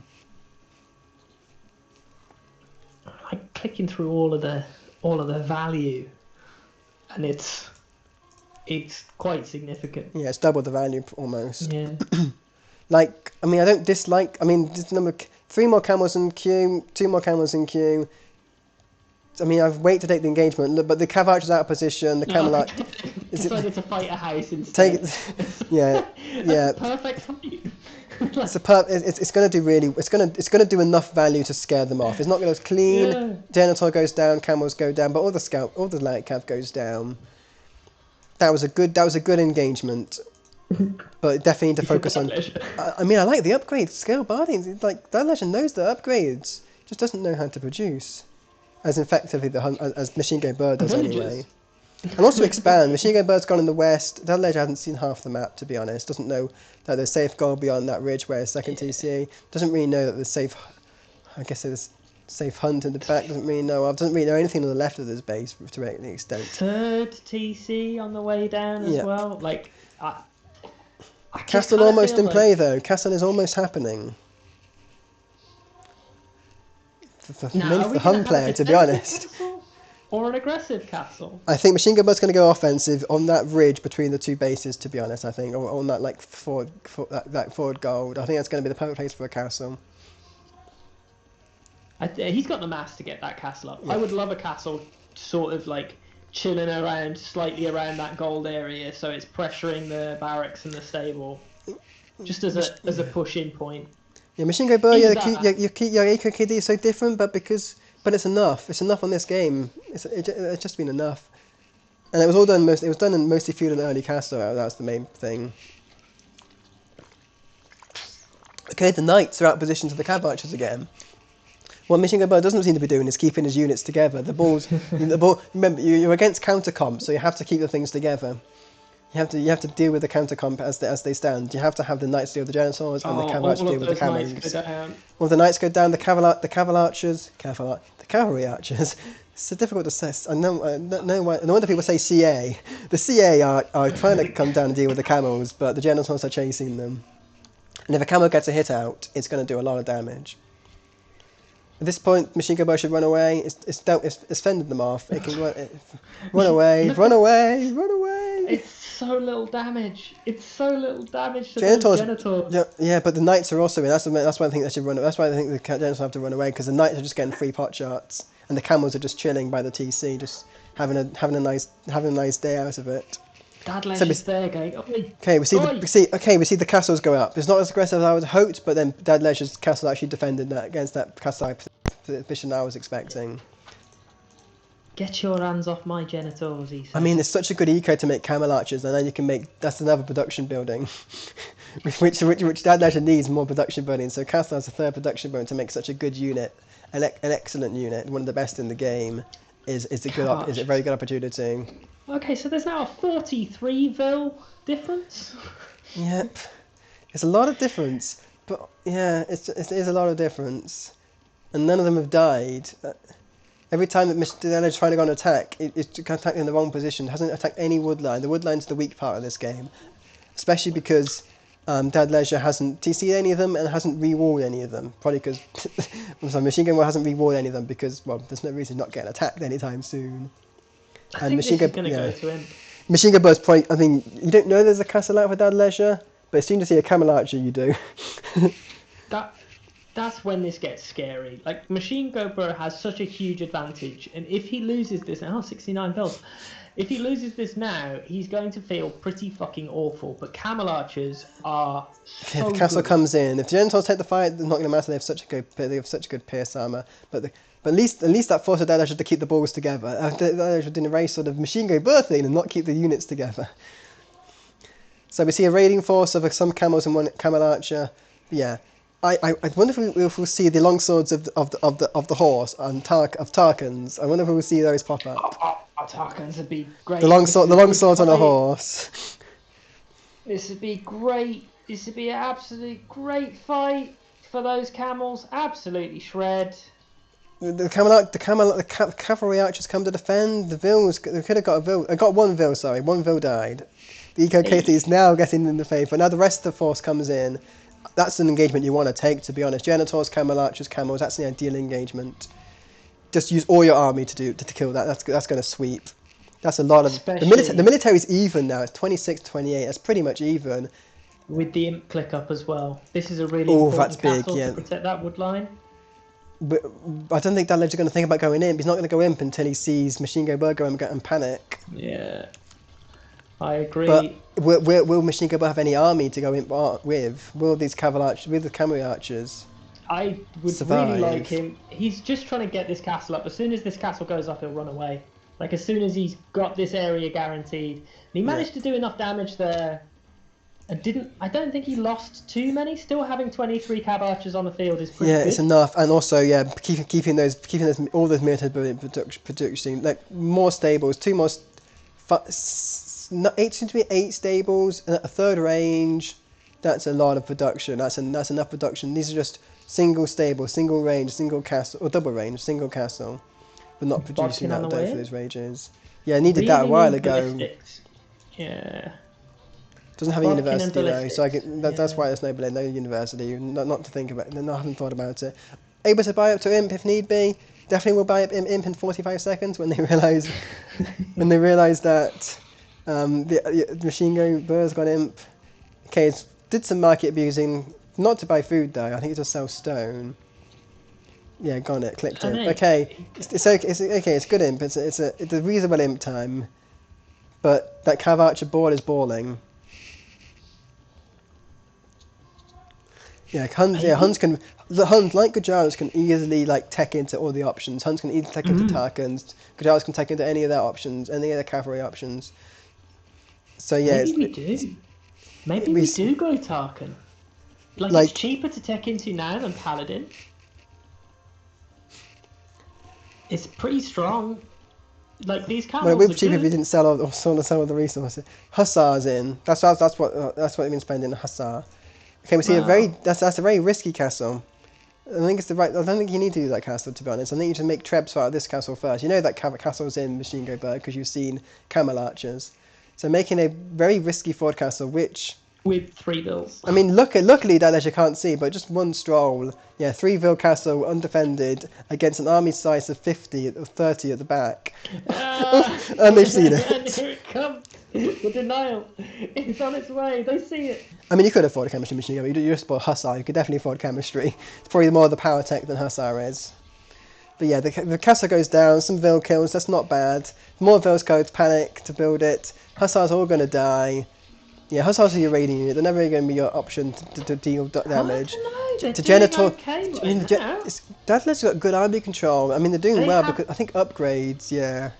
There's not enough camels. There was not enough camels there to take that fight there weren't. That huge mass. Oh, this will be GG. This will be GG. GG.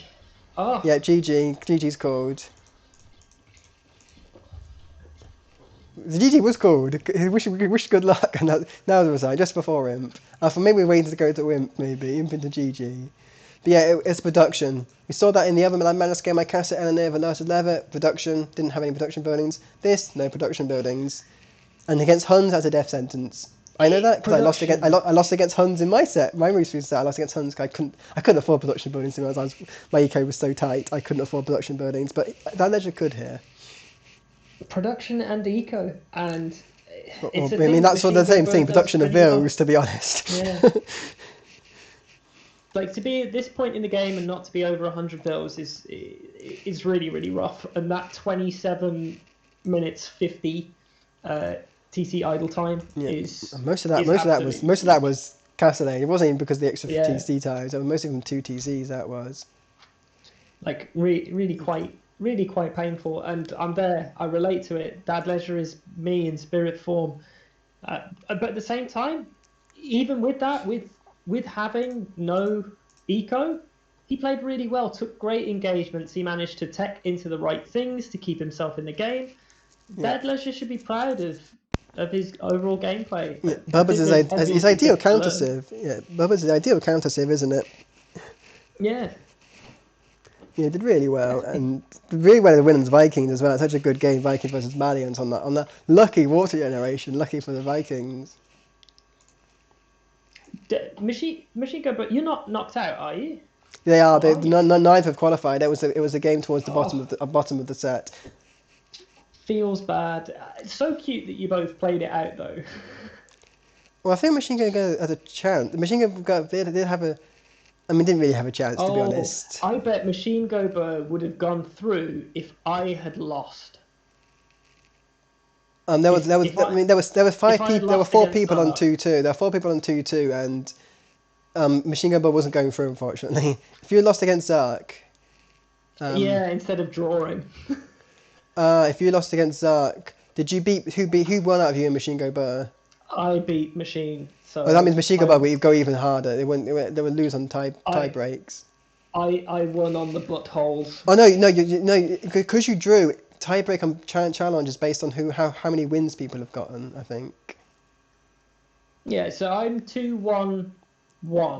Yeah, but it depends how did you manually do that your group in the end. Yeah, If you manually did it, I don't know. Zark versus I've Funk. got to Okay, no, you play didn't. against. You're based on the challenge because you're playing Yeah, RPS. So because of the look at the challenge, there were 7 people who had won 2 games, and Machine Go Bird comes last out of all of them.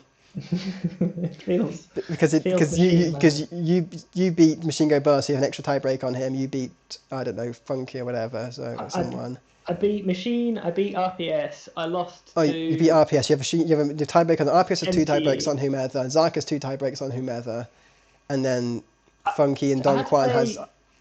I have to tiebreaks on play someone. RPS again. That's my tiebreak matchup. Is I have Yeah, to Machine Gun Bird beat loses RPS. on tie breaks, and even if he had, yeah, it wasn't, yeah, even if you had lost, you would have, your tie break wouldn't be in consideration, but the Machine Gun server still wouldn't have any tie breaks. He would still be on 0 tie breaks. He hasn't beaten anyone Feels rough, man. who ends up on 2 points. And same with But Zark. He hasn't beaten Zark, so even if Zark goes down, it doesn't affect his result. Sadly. So Machine is sadly, so Machine Gun good. Bird couldn't qualify. Yeah, Zybex should Hey, definitely join these. Not just, but you get chances of winning pizzas. we're all cannon fodder, really. Anyway, thank you for having me. I will Yeah, let you thank you get for on being with the rest here. of your evening. It's been a hoot. That's been Ciao. good. Yeah, goodbye. And I will sign off as well. I will see if there's anyone to raid on Twitch. Any suggestions? Let me know. If anyone to raid, if anyone's particularly small, and anyone knows anyone to raid. Otherwise, I'll just click out off. But yeah, thanks for coming. Two sets we had, 2 good sets. Eleanor versus Next Lever and Machine Gun Bird versus Pleasure. So yep, thanks for coming, and I will sign off. A raid mem. Okay, I'll raid mem. Mem TV. So yep, thank you and goodbye.